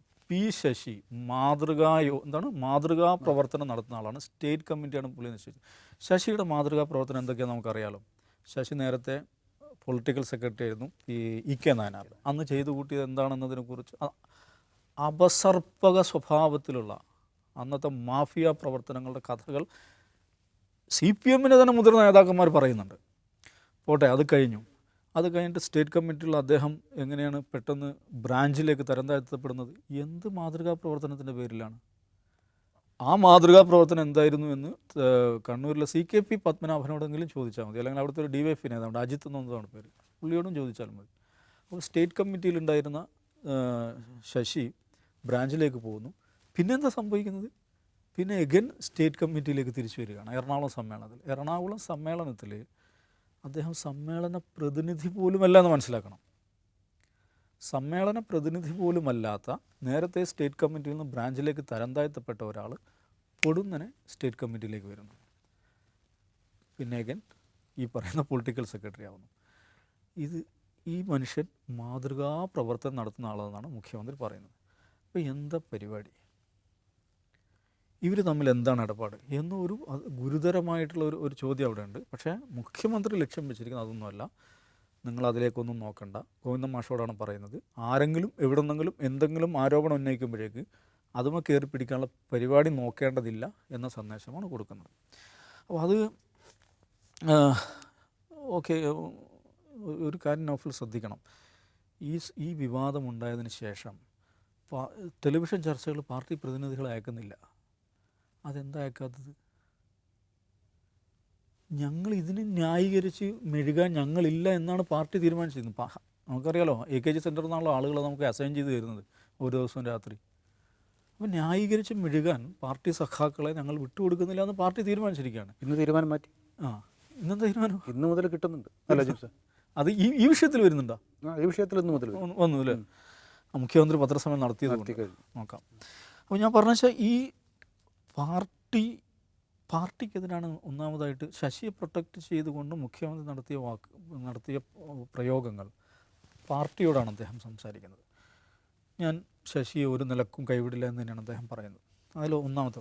പിന്നെ അജിത് കുമാറുമായി ബന്ധപ്പെട്ട കാര്യം. അജിത് കുമാറുമായി ഇപ്പോൾ നൗഫൽ പറഞ്ഞ അജിത് കുമാറിനെ അദ്ദേഹത്തെ സസ്പെൻഡ് ചെയ്യണമെന്നോ അദ്ദേഹത്തിനെതിരെ എന്തെങ്കിലും ശിക്ഷാ നടപടി സ്വീകരിക്കണമെന്നോ ഇവിടെ ആരും ആവശ്യപ്പെട്ടിട്ടില്ല. അദ്ദേഹം ഇപ്പോൾ കൈകാര്യം ചെയ്യുന്ന പോർട്ട്ഫോളിയോ ലോ ആൻഡ് ഓർഡറാണ്, ഏറ്റവും പ്രധാനപ്പെട്ട പോർട്ട്ഫോളിയോ ആണ്. അതിൽ നിന്ന് അദ്ദേഹത്തെ മാറ്റാൻ ഒരു നിയമ തടസ്സമില്ല, ഒരു സാങ്കേതികത്വമില്ല. മുഖ്യമന്ത്രിക്ക് ഇപ്പോൾ വിചാരിച്ചാൽ അടുത്ത നിമിഷം ചെയ്യാവുന്നതേ ഉള്ളൂ. കേരളത്തിൽ എത്രയോ ഇതേക്കാൾ മുതിർന്ന പോലീസ് ഓഫീസേഴ്സിന് അങ്ങനെ ചെയ്തിട്ടുണ്ട്. പോലീസിൻ്റെ തന്നെ ഭാഗമായിട്ടുള്ള മറ്റ് പോർട്ട്ഫോളിയോസ് ഏൽപ്പിക്കാം, അതല്ലാതെ പുറത്തുള്ള എന്തോരം ഉത്തരവാദിത്തങ്ങൾ അതെല്ലാം ഏൽപ്പിക്കാം. പക്ഷേ ഒരു കാര്യം ചെയ്യുന്നില്ല. പക്ഷേ ഇതിൽ ഇന്നത്തെ പത്രസമ്മേളനത്തിലൊരു തമാശ എന്താണെന്ന് വെച്ചാൽ, ഇദ്ദേഹത്തിനെതിരെ അന്വേഷണം നടക്കുന്നുണ്ട്, അത് വരട്ടെ എന്നാണ് മുഖ്യമന്ത്രി പറയുന്നത്. അതിൽ തന്നെ രണ്ട് പ്രശ്നമുണ്ട്. ഒന്ന്, ഈ RSS മേധാവികളെ കണ്ടത് അതിനെന്തിനാണ് അന്വേഷണം? അത് വെച്ചാൽ അദ്ദേഹം തന്നെ സമ്മതിച്ച കാര്യമാണ്. അതിൽ ഒരു സാങ്കേതികമായൊരു അന്വേഷണത്തിൻ്റെ കാര്യമില്ല, അതൊരു പൊളിറ്റിക്കൽ ഡെസിഷൻ്റെ കാര്യമാണത്. കാരണം ലോ ആൻഡ് ഓർഡർ കൈകാര്യം ചെയ്യുന്ന ഉദ്യോഗസ്ഥൻ, ഏറ്റവും ഉന്നതനായ ഉദ്യോഗസ്ഥൻ, CPMൻ്റെ ഏറ്റവും ഒന്നാമത്തെ ശത്രുവായിട്ടുള്ള RSSൻ്റെ ടോപ്പ് ബ്രാസ് ആയിട്ടുള്ള രണ്ട് നേതാക്കന്മാരെ രഹസ്യമായി പോയി കാണുന്നു. അപ്പോൾ അങ്ങനെ ഒരു നിലപാട് സ്വീകരിക്കുന്ന ഒരാൾ ഈ കസേരയിൽ ഇരിക്കേണ്ടതില്ല എന്ന് CPM നേതൃത്വം കൊടുക്കുന്ന ഒരു ഗവൺമെൻറ് രാഷ്ട്രീയമായി തീരുമാനിക്കുന്ന സംഗതിയാണ്, തീരുമാനിക്കാവുന്ന സംഗതിയാണ്. ഒരു അന്വേഷണ റിപ്പോർട്ടിന് കാത്തു നിൽക്കേണ്ട കാര്യമില്ല. പക്ഷേ അതും അന്വേഷണം വരട്ടെ എന്നാണ് പറയുന്നത്. പക്ഷേ അന്വേഷണം നടക്കുന്നുണ്ട് എന്ന് പറയുന്നത്. അപ്പോൾ ഈ ADGP അജിത് കുമാറിനെതിരെ ഉന്നയിക്കപ്പെട്ട ഒരുപാട് ആരോപണങ്ങളിൽ ഒന്നെന്താണ്, ഈ മലപ്പുറത്തെ സ്വർണ്ണക്കടത്ത് ഇതിൻ്റെ വിഹിതം പറ്റുന്നു എന്നുള്ള അൻവർ ഉന്നയിച്ച പല ആരോപണങ്ങളിലൊന്ന്. അപ്പോൾ അതിന് മുഖ്യമന്ത്രി മറുപടി പറയുന്നുണ്ട്. അതെങ്ങനെയാണ് അത് പറയാൻ പറ്റുക? അന്വേഷണ റിപ്പോർട്ട് വരട്ടെ, നമുക്ക് നോക്കാമെന്നാണല്ലോ മുഖ്യമന്ത്രി പറയുന്നത്. പക്ഷേ ഇതിന് പെർട്ടിക്കുലറായിട്ട് മുഖ്യമന്ത്രി മറുപടി പറയുന്നുണ്ട്, കണക്ക് വെച്ചിട്ട്. അദ്ദേഹം പറയുന്നത് 3 വർഷം എടുത്താൽ 147.79 കിലോ സ്വർണം പിടികൂടി. അതിൽ മലപ്പുറം ജില്ലയിൽ മാത്രം പിടികൂടിയത് 120.47 കിലോ സ്വർണം. ഇതാണ് ഒരു കാര്യം പറയുന്നത്. രണ്ടാമത് പറയുന്നത് ഈ സ്വർണത്തിൻ്റെ വിഹിതം, ഈ തൂക്കം കുറച്ച് കാണിക്കുന്നു. അതിനും അദ്ദേഹം മറുപടി പറയുന്നത് എന്താണ്, ഇത് ഉരുക്കുമ്പോൾ ഇതിൻ്റെ കോട്ടിങ്സും ഇതൊക്കെ പോയി, അതാണിത്. അന്വേഷണം നടക്കുന്നതിന് മുഖ്യമന്ത്രി എന്തിനാണ് ഈ ന്യായം പറയുന്നത്? ഇത് ഇദ്ദേഹത്തിന് ആര് പറഞ്ഞു കൊടുത്തത്? ഇതിൽ ഗുരുതരമായൊരു അപകടമുണ്ട്. ഇതിൽ മഹാഭൂരിപക്ഷവും മലപ്പുറം ജില്ലയിൽ നിന്നാണ് എന്നാണ് മുഖ്യമന്ത്രി പറയുന്നത്. കരിപ്പൂരിന്നല്ലേ? അതെന്തിനാ അങ്ങനെ പറയണത്? കരിപ്പൂർ എയർപോർട്ടിൽ വരുന്ന സ്വർണ്ണമല്ലേ? കരിപ്പൂർ എയർപോർട്ടിൻ്റെ ഔദ്യോഗിക നാമം എന്താണ്? കാലിക്കറ്റ് ഇൻ്റർനാഷണൽ എയർപോർട്ട് എന്നാണ്. മലപ്പുറം വരുന്നില്ല. മലപ്പുറം. അപ്പോൾ എന്തിനാണ് മലപ്പുറം ജില്ലയിൽ നിന്നാണ് പിടികൂടുന്നത്? ഇത് അജിത് കുമാർ എഴുതി കൊടുക്കുന്നതാണ്. അജിത് കുമാർ എന്ത് പണിയാണോ എടുത്തുകൊണ്ടിരിക്കുന്നത് അതിനെ റിഫ്ലക്റ്റ് ചെയ്യണം മുഖ്യമന്ത്രി ചെയ്യുന്നത്. ഇനി വേറെ പ്രശ്നമുണ്ട്. ഇങ്ങനെയാണ് കാര്യങ്ങൾ മറ്റ് എയർപോർട്ടുകളിൽ ഈ പണി നടക്കുന്നില്ലേ? സ്വർണം പിടിക്കുക എന്ന് പറഞ്ഞാൽ പണി നടക്കുന്നില്ലേ? അങ്ങനെ പ്രശ്നമുണ്ടല്ലോ. അത് പിടിക്കുന്നില്ലെങ്കിൽ അതുവഴി കടത്തുന്നതാണല്ലോ എളുപ്പം. അങ്ങനെയുണ്ടല്ലോ. ഇത് മലപ്പുറത്ത് നിന്നാണ് ഇത്രയും അധികം പിടിക്കുന്നതെന്ന് പറയാൻ അതിന് ഇങ്ങനെയും ഒരു അർത്ഥം ഉണ്ടാകാമല്ലോ. മറ്റ് എയർപോർട്ടുകളിൽ നിന്ന് ഇങ്ങനെ പിടിക്കുന്നില്ല. ഇത് തന്നെയാണ് ഉന്നയിക്കപ്പെടുന്ന ആരോപണം. മലപ്പുറം ജില്ലയിൽ കേസുകൾ എന്തുകൊണ്ട് വർദ്ധിക്കുന്നു എന്നതിനെക്കുറിച്ച് വരുന്ന വിമർശനം അവിടെയുണ്ട്. അപ്പോൾ എന്താണോ അജിത് കുമാർ, ഇതിലെ അടിസ്ഥാന പ്രശ്നം ഇതാണ്. ഒരു അന്വേഷണം നടക്കുന്ന വിഷയത്തിൽ അജിത് കുമാറുമായി ബന്ധപ്പെട്ട എല്ലാ ചോദ്യങ്ങൾക്കും അന്വേഷണം കഴിയട്ടെ എന്ന് മറുപടി പറയുന്ന മുഖ്യമന്ത്രി സ്വർണത്തിൻ്റെ കാര്യം വരുമ്പോൾ ചട്ടപ്പട്ടാന്ന് കണക്ക് വെച്ച് മറുപടി പറയുന്നു. ഇതെവിടെ നിന്ന് കിട്ടുന്നു? എന്നിട്ട് ഗംഭീരമായ ന്യായം, അത് അതിൻ്റെ ഉരുക്കുമ്പോൾ അതിൻ്റെ തുണിയും മറ്റേ കോട്ടിങ് അത് ഇതൊക്കെ പോയിട്ട്, ഇതിലിപ്പോൾ അൻവർ ഉന്നയിച്ച പ്രശ്നമുണ്ട്. ഇതെങ്ങനെയാണ് ഇവർ ഉരുക്കാൻ കൊണ്ടുപോവുക? ഇവരെങ്ങനെയാണ് ഇത് പിടിച്ചെടുക്കാൻ തന്നെ ഇവർക്ക് അധികാരമില്ല. ഇവർ കസ്റ്റംസിനെ അറിയിക്കുകയും കസ്റ്റംസിന് കൊടുക്കുകയും ചെയ്യേണ്ട കാര്യമാണ്. അപ്പോൾ ഇവരിത് എടുത്തു കൊണ്ടുപോകുന്നു, ഇതിൻ്റെ വിഹിതം പറ്റുന്നു എന്ന അൻവറിൻ്റെ ആരോപണം കൂടുതൽ സാധൂകരിക്കപ്പെടുകയാണ് ചെയ്യുന്നത്. മുഖ്യമന്ത്രി അസാധാരണമായിട്ടുള്ള തിടുക്കം അത് വിശദീകരിക്കാൻ വേണ്ടി മാത്രം എടുക്കുന്നു. അതിൽ മലപ്പുറം ഒരു നിലക്കും അവിടെ കൊണ്ടുവരേണ്ടതില്ലാത്ത പ്രയോഗമാണത്. കാരണം കാലിക്കറ്റ് എയർപോർട്ടാണത്. ആ എയർപോർട്ടിൽ നിന്ന് പിടിക്കുന്ന സ്വർണത്തെക്കുറിച്ച് പറയുമ്പോൾ മലപ്പുറം ജില്ലയിൽ നിന്ന് എന്ന് സവിശേഷമായി മുഖ്യമന്ത്രി പറയുകയാണെങ്കിൽ ADGP അജിത് കുമാറിൻ്റെ ട്യൂട്ടോറിയൽ പിണറായി വിജയന് നല്ലവണ്ണം മനസ്സിലായിട്ടുണ്ട്, അതിന് വിധേയമായിട്ടുണ്ട് എന്നുള്ളതാണ്. ഇദ്ദേഹം എന്താണെന്ന് പറഞ്ഞു, ഒരു ഇടതുപക്ഷ മുഖ്യമന്ത്രിയാണ് പറയുന്നത്, മനോവീര്യം തകർക്കുകയാണ്.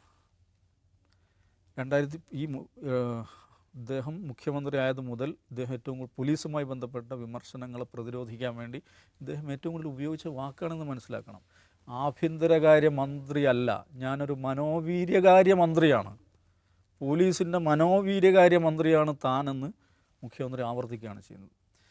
ഒരു കാര്യം, ഇന്ന് പത്രസമ്മേളനത്തിൽ മാധ്യമങ്ങളെ വിമർശിക്കുന്നു, മാധ്യമ പഠന ക്ലാസ് എടുക്കുന്നു, പലരെയും ഉദ്ധരിച്ചുകൊണ്ടുള്ള കോട്ടിങ്ങുകൾ, ചരിത്ര പാഠങ്ങൾ ഇതൊക്കെ പറയുന്നു. ഗോവിന്ദൻ മാഷ്ക്കുള്ള സന്ദേശം കൊടുക്കുന്നു, അൻവറിനുള്ള മെസ്സേജ് കൊടുക്കുന്നു. പക്ഷേ ഇത് കാണുന്ന ജനമുണ്ട് എന്ന് മുഖ്യമന്ത്രി മനസ്സിലാക്കണം, ഞാൻ അറിയില്ല, പാർട്ടി മനസ്സിലാക്കണം. ഇവിടെ സംഭവിക്കുന്നത് പാർട്ടി കേഡർമാരുടെ മനോവീര്യം തകരുകയാണ് ചെയ്യുന്നത്. പോലീസിൻ്റെ മനോവീര്യത്തിൻ്റെ വിഷയമല്ല ഇത്, പാർട്ടിയുടെ റാങ്ക് ആൻഡ് ഫയലിൻ്റെ മനോവീര്യം തകരുകയാണ്. കേരളത്തിൽ LDFൻ്റെ അവസാനത്തെ മുഖ്യമന്ത്രിയായിരിക്കും താൻ എന്ന ഭാവത്തിൽ ഒരു മനുഷ്യനിവിടെ പ്രവർത്തിക്കുമ്പം എന്താണ് നിസ്സംഗതയോടെ നിസ്സഹായമായി നിൽക്കുന്ന ഒരു പാർട്ടിയെ നമ്മൾ കാണുകയാണ് ചെയ്യുന്നത്. ജിംസൈ പറഞ്ഞ പോലെ ഇവർക്കെതിരെ നടപടിയെടുക്കാൻ സത്യത്തിൽ പ്രയാസമൊന്നും ഇല്ല, പി ശശിക്കെതിരായാലും അജിത് കുമാറിനെതിരായാലും. കാരണം ഇത്രത്തോളം ആരോപണങ്ങൾ വരുന്നു, പാർട്ടി കൂടെ ഉണ്ട് എന്ന് തോന്നാത്ത വിധം ആളുകളുടെ പ്രതികരണം ആ രീതിയിൽ പോകുന്നു. ഈ സൈബർ സംഘങ്ങൾ പോലും മുഖ്യമന്ത്രിയെ പിന്തുണച്ച് രംഗത്ത് വരുന്നില്ല. ഇതെല്ലാം ഉണ്ടായിട്ടും മുഖ്യമന്ത്രിക്ക് ഇതിൽ ഒരു നടപടിയും സ്വീകരിക്കാൻ പറ്റാത്ത എന്തുകൊണ്ടായിരിക്കും? ദാവസാഹേബ് പറഞ്ഞ അവസാനിപ്പിച്ചില്ലേ, നിസ്സഹായമായി നോക്കി നിൽക്കുന്ന പാർട്ടിയെന്ന്. അവർ നിസ്സഹായമായി നോക്കി നിന്നത് കഴിഞ്ഞ 8.5 വർഷമാണ്. ഇപ്പോൾ പാർട്ടി ആക്ട് ചെയ്യുമെന്നാണ് ഞാൻ മനസ്സിലാക്കുന്നത്. പാർട്ടി ആക്ട് ചെയ്യുന്നത് ഇങ്ങനെയാണ്. അതിൽ പാർട്ടിയെ സംബന്ധിച്ച് പാർട്ടിയുടെ അവസാന അവസരമായിട്ടാണ് ഞാൻ ഇത് മനസ്സിലാക്കുന്നത്. ഒന്ന് ആലോചിക്കുക, എങ്ങനെയാണ് 8.5 വർഷത്തെ ആഭ്യന്തരം നമ്മുടെ നാടിനെ കുട്ടിച്ചോറാക്കിയത്, ഈ പാർട്ടിയെ ദുർബലപ്പെടുത്തിയത് എന്നൊരു വീണ്ടും വിചാരം ആ പാർട്ടിക്കകത്തുണ്ടാവും എന്നാണ് ഞാൻ മനസ്സിലാക്കുന്നത്. ഇതല്ലെങ്കിൽ ഇനി നൗ ഓർ നെവർ എന്നൊരു സിറ്റുവേഷനിലാണ് ഇത് എത്തിയിട്ടുള്ളത്. ഒന്ന് ആലോചിച്ച് നോക്കുക. ഇപ്പോൾ ഈ ഒരു സിറ്റുവേഷനിൽ 2026 അസംബ്ലി ഇലക്ഷനിലേക്ക് CPM LDF പോയി കഴിഞ്ഞാൽ എന്തായിരിക്കും സംഭവിക്കുക എന്ന് പാർട്ടി നന്നായി തിരിച്ചറിയുന്നുണ്ട്. അപ്പോൾ വിവിധ കോണുകളിൽ നിന്ന് ആ തിരിച്ചടി ഉണ്ടാവും. ഇപ്പോൾ കഴിഞ്ഞ ലോക്സഭാ തെരഞ്ഞെടുപ്പിൽ കണ്ട മാതിരി ആയിരിക്കില്ല അത് സംഭവിക്കുക. അത് ഇലക്ട്രൽ പൊളിറ്റിക്സിൻ്റെ കാര്യമാണ്. അതല്ലാതെ പാർട്ടി സംവിധാനത്തിൻ്റെ അവസ്ഥ ആലോചിച്ച് നോക്കുക. ഇപ്പോൾ എന്താണ് പാർട്ടി? ഇപ്പോൾ ഞാൻ മുമ്പ് പറഞ്ഞല്ലോ, പാർട്ടിക്ക് CPMൻ്റെ ഒരുപാട് തെറ്റുകൾ പറ്റും. CPM തെറ്റുപറ്റാത്ത പാർട്ടിയൊന്നുമല്ലോ, അത് തെറ്റുകൾ പറ്റും. അത് തിരുത്തുന്നത് വളരെ വൈകിയാണെന്ന് അതിൻ്റെ വിമർശകർ എപ്പോഴും പറയും. കുറേ വൈകിയാണ് അവർ തിരുത്തുക. പക്ഷേ അതിനൊരു തിരുത്തൽ പ്രക്രിയയുണ്ട്, ജൈവികമായൊരു തിരുത്തൽ പ്രക്രിയയുണ്ട്, സംഘടനാപരമായി തന്നെ ഒരു തിരുത്തൽ പ്രക്രിയയുണ്ട്. ആ തിരുത്തൽ പ്രക്രിയകളൊന്നും നടത്താത്ത 8.5 വർഷമാണ് കഴിഞ്ഞു പോയത്. ഇപ്പോൾ പിണറായി വിജയൻ CPM സംസ്ഥാന സെക്രട്ടറി ആയിരുന്ന സമയത്ത് ഈ തിരുത്തൽ പ്രക്രിയ ഉണ്ട്. വിഭാഗീയത ഉണ്ടെങ്കിൽ പോലും അതിലും തിരുത്തൽ പ്രക്രിയകൾ നടക്കുന്നുണ്ട്. എന്തെങ്കിലും പ്രശ്നമുണ്ടെങ്കിൽ അത് പരിഹരിക്കപ്പെടുന്നുണ്ട്. ഇത് ഒരു പ്രശ്നവും പരിഹരിക്കപ്പെടാതെ ഒരു സർക്കാരിനെ പിന്താങ്ങുക എന്നത് മാത്രം ഒരു പാർട്ടിയുടെയും പാർട്ടിയുടെ അണികളുടെയും ബാധ്യത മാത്രമായി മാറിയിരുന്ന 8.5 വർഷമാണ് കഴിഞ്ഞു പോയത്. അത് അവസാനിക്കുന്നു എന്നാണ് നമ്മളോട് മനസ്സിലാക്കുന്നത്. മുഖ്യമന്ത്രി, സർക്കാരിനെന്ന് പറയാൻ പറ്റില്ല, സർക്കാരിൽ എല്ലാവർക്കും ഈ പിന്തുണയില്ല. അപ്പോൾ അതാണ് ഈ കഴിഞ്ഞു പോകുന്നത്. ഇതിൽ രണ്ടാമത്തെ കാര്യം, ഇപ്പോൾ ഈ അജിത് കുമാറിൻ്റെ കാര്യം തന്നെ എടുക്കുക. അജിത് കുമാർ RSS മേധാവിയെ കാണാൻ പോയതിനെക്കുറിച്ച് എന്താണ് മുഖ്യമന്ത്രിയുടെ അഭിപ്രായം? എന്തായിരുന്നു അഭിപ്രായം? അതിപ്പോൾ ഞാനും കാണാൻ പോകണം. ജാവ്ദേക്കറെ EP ജയരാജൻ കാണാൻ പോയപ്പോൾ എന്തായാലും മുഖ്യമന്ത്രി, അപ്പോൾ ഞാനും കണ്ടിട്ടുണ്ടല്ലോ ജാവ്ദേക്കറെ. എന്തിന് ജാവ്ദേക്കറെ കാണണം? ജാവ്ദേക്കർ ഒരു മുൻ കേന്ദ്രമന്ത്രിയാണ്, അദ്ദേഹം ഇപ്പോൾ കേരളത്തിന് ചുമതലയുള്ള പ്രഭാരിയാണ്. ഞാനും ജാവ്ദേക്കർ 3-4 വട്ടം കണ്ടിട്ടുള്ളൂ എന്ന് പറയുമ്പോൾ അങ്ങനെയാണ് EP ജയരാജനെ പുറത്താക്കിയതിനാണ്. RSS സെക്രട്ടറിയെ കാണാൻ വേണ്ടി അജിത് കുമാർ പോയി, അതേക്കുറിച്ച് അന്വേഷിക്കട്ടെ. എന്താണ് അന്വേഷിക്കാനുള്ളത്? അതൊരു എസ്റ്റാബ്ലിഷ്ഡ് വസ്തുതയാണ്. അദ്ദേഹം കാണാൻ പോയിട്ടുണ്ട്, അദ്ദേഹം തന്നെ സമ്മതിച്ചിട്ടുണ്ട് DGPയോട് കാണാൻ പോയിട്ടുണ്ടെന്നുള്ളത്. അപ്പോൾ അതിൽ ഇനി എന്താണ് അന്വേഷണം? എന്തന്വേഷിക്കാനാണ് മുഖ്യമന്ത്രി പറയുന്നത്? മറ്റൊരു കാര്യം, എന്നാലും എനിക്ക് ഏറ്റവും ഗൗരവമുള്ളതും ഡേഞ്ചറസുമായിട്ട് തോന്നിയൊരു കാര്യം, ഈ അൻവർ സംസാരിക്കുന്നത് സ്വർണ്ണക്കടത്തുകാർക്ക് വേണ്ടിയാണോ എന്നാണോ CM പറയുന്നത് എന്ന് മാധ്യമപ്രവർത്തകർ ചോദിക്കുന്നുണ്ട്. അതിപ്പോൾ ഞാൻ പറയണ്ടല്ലോ, എന്താണ് ചെയ്യുന്നത്? അദ്ദേഹത്തിൻ്റെ പാർട്ടിയുടെ ചിഹ്നത്തിൽ മത്സരിച്ച് ജയിച്ചൊരു MLA കുറിച്ച് അദ്ദേഹം സംശയത്തിന് നിലനിർത്തുകയാണ്. അതിപ്പോൾ ഞാൻ പറയണ്ടല്ലോ എന്ന് പറഞ്ഞ് അദ്ദേഹം ചിരിക്കുകയാണ്. അതായത് ഈ അൻവർ പറയുന്ന കാര്യം എന്താണ്? സ്വർണം ടാക്സ് വെട്ടിച്ച് കടത്തിക്കൊണ്ടുവരുന്നു, അത് കസ്റ്റംസ് പിടിക്കാത്തത് പുറത്തു വരുമ്പോൾ പോലീസ് പിടിക്കുന്നു, അടിച്ചെടുക്കുന്നു. സ്വർണ്ണം പൊട്ടിക്കൽ പണി പോലീസിൻ്റെ ഡാൻസ് ഓഫ് സംഘം നടന്നു എന്നാണ്. അപ്പോൾ ഇങ്ങനെ പറയുന്നത് സ്വർണ്ണക്കടത്തുകാർക്ക് വേണ്ടിയാണെന്ന് വ്യാഖ്യാനിക്കുന്നത് ഇതാരുടെ വ്യാഖ്യാനമാണ്? നമുക്ക് സോഷ്യൽ മീഡിയ നോക്കി അറിയാം. അൻവറിനെതിരെ ഏറ്റവും കൂടുതൽ ഹേറ്റ് ക്യാമ്പയിൻ നടത്തുന്നവരാണ്? കേരളത്തിലെ സംഖ്യകളാണ്, റൈറ്റ് വിങ്ങേഴ്സാണ് അൻവറിനെതിരെ ഏറ്റവും കൂടുതൽ ആരോപണം നടത്തുന്നത്. മുഖ്യമന്ത്രി എന്താ ചെയ്യുന്നത്? ഈ പറയുന്ന റൈറ്റ് വിങ് എസ്റ്റാബ്ലിഷ്മെൻ്റ് നടത്തുന്ന അൻവർ ഹേറ്റ് ക്യാമ്പയിൻ അങ്ങനെ തന്നെ പറയുകയാണ് പിണറായി വിജയൻ ചെയ്യുന്നത്. സ്വർണ്ണക്കടത്തുകാർക്ക് വേണ്ടിയാണ് അൻവർ ഈ സംസാരിക്കുന്നതെന്ന്. അപ്പോൾ യഥാർത്ഥത്തിൽ മുഖ്യമന്ത്രി ആരുടെ താല്പര്യമാണ് സംരക്ഷിക്കുന്നത്? രണ്ടാമത്തെ കാര്യം, RSSൻ്റെ സെക്രട്ടറിയെ ക്രമസമാധാന ചുമതലയുള്ള ADGP കണ്ടു എന്നുള്ളത് CPMൻ്റെ പോളിറ്റ് ബ്യൂറോ അംഗത്തെ ഒട്ടും അലവസരപ്പെടുത്തുന്നേ ഇല്ല. അങ്ങനെ ഒരു ആരോപണം ഉയർന്നത് പോലും അദ്ദേഹം വളരെ കൂളായിട്ടാണ് അതിനെ നേരിടുന്നത്. അതൊരു പ്രശ്നമേ അല്ലാതായി CPMൻ്റെ പോളിറ്റ് ബ്യൂറോ അംഗമായ മുഖ്യമന്ത്രിക്ക് മാറുന്നുണ്ടെങ്കിൽ യഥാർത്ഥ പ്രശ്നം P. ശശിയാണോ അതോ പിണറായി വിജയനാണോ? ഇപ്പോൾ ഇന്ന് അൻവർ പറയുന്നത് P. ശശി പിണറായി വിജയനെ തെറ്റിദ്ധരിപ്പിച്ചു, മുഖ്യമന്ത്രി തെറ്റിദ്ധരിപ്പിക്കുന്നതാണ്. അദ്ദേഹം വളരെ സൊഫിസ്റ്റിക്കേറ്റഡ് ആയിട്ട് പറയുന്നത്. കാരണം അദ്ദേഹത്തിൻ്റെ ഞാൻ പറഞ്ഞ കൂവിൻ്റെ ലക്ഷ്യം പൂർത്തിയാക്കണമെങ്കിൽ അത് അങ്ങനെ അദ്ദേഹത്തിന് പറഞ്ഞാൽ മതിയാവും. പക്ഷേ യഥാർത്ഥത്തിൽ പ്രശ്നം എവിടെയാണ്? P. ശശിയെ അന്ധമായി ന്യായീകരിക്കുകയും സപ്പോർട്ട് ചെയ്യുകയും ചെയ്യുക മാത്രമല്ല ചെയ്യുന്നത്, ഈ പ്രശ്നങ്ങളൊന്നും തെറ്റിദ്ധരിപ്പിക്കപ്പെടാൻ മാത്രം ബിരുദധാരിയായ അരനൂറ്റാണ്ടിലധികം തെരഞ്ഞെടുപ്പിലും അല്ലാതെയുമുള്ള രാഷ്ട്രീയ പാരമ്പര്യമുള്ള ഒരു നേതാവിന് മനസ്സിലാവില്ല തൻ്റെ ഓഫീസിൽ എന്താണ് നടക്കുന്നത്, ഈ പോലീസ് ഭരണം എങ്ങനെയാണ് മുന്നോട്ട് കൊണ്ടുപോകുന്നതൊന്നും മനസ്സിലാവില്ല. അതല്ല മുമ്പ് ശിവശങ്കരൻ അന്വേഷണ ഏജൻസികൾക്ക് മൊഴിയെടുത്തപ്പോൾ പറഞ്ഞതുപോലെ ഞാൻ കൊടുക്കുന്ന ഫയലിൽ ഒപ്പുവെക്കുന്ന ഒരാൾ മാത്രമാണോ മുഖ്യമന്ത്രി? ഇദ്ദേഹത്തിന് ഇതൊന്നും അറിയില്ലേ? ഇദ്ദേഹം അത്ര വിവരമില്ലാത്ത ഒരു മനുഷ്യനാണോ? അതല്ല ശശിയെ എങ്ങനെ പൂർണ്ണമായി വിശ്വസിക്കാൻ ഈ ശശിയും പിണറായി വിജയനും തമ്മിലുള്ള വേറെ എന്ത് ബന്ധമാണുള്ളത്? ശശി ചിലപ്പോൾ സൗഹൃദം ഉണ്ടാവും, അദ്ദേഹത്തിന് കാര്യങ്ങളുണ്ടാവും, അതുകൊണ്ട് സംസ്ഥാന കമ്മിറ്റിയിൽ കൊണ്ടുവന്നുണ്ടാവും, പൊളിറ്റിക്കൽ സെക്രട്ടറി ആയിട്ടുണ്ടാവും. ഈ ശശിയെ ഭയക്കാനും MR അജിത് കുമാറിനെ ഭയക്കാനും അവർക്കെതിരെ ഒരു ചെറുവിരൽ അനക്കാൻ പോലും രാഷ്ട്രീയമായ ഇച്ഛാശക്തി കാണിക്കാതിരിക്കണമെങ്കിൽ മുഖ്യമന്ത്രി ആരാണ് ഭയക്കുന്നത്? മുഖ്യമന്ത്രി എന്തിനാണ് ഭയക്കുന്നത്? അതിന് അദ്ദേഹം മറുപടി പറയണ്ടേ? അപ്പോൾ യഥാർത്ഥത്തിൽ ഈ മാടമ്പള്ളിയിലെ മനോരോഗി P. ശശിയാണോ അതോ PV ആണോ എന്നുള്ളതാണ് ഇനി അറിയേണ്ടത്. യെസ്, നമ്മളൊരു അന്താരാഷ്ട്ര വിഷയത്തിലേക്ക് കൂടി പോവുകയാണ്. ഹിസ്ബുള്ളയെ ലക്ഷ്യം വെച്ചുകൊണ്ടാണ് ഇപ്പോൾ ഇസ്രായേലിൻ്റെ നീക്കങ്ങൾ.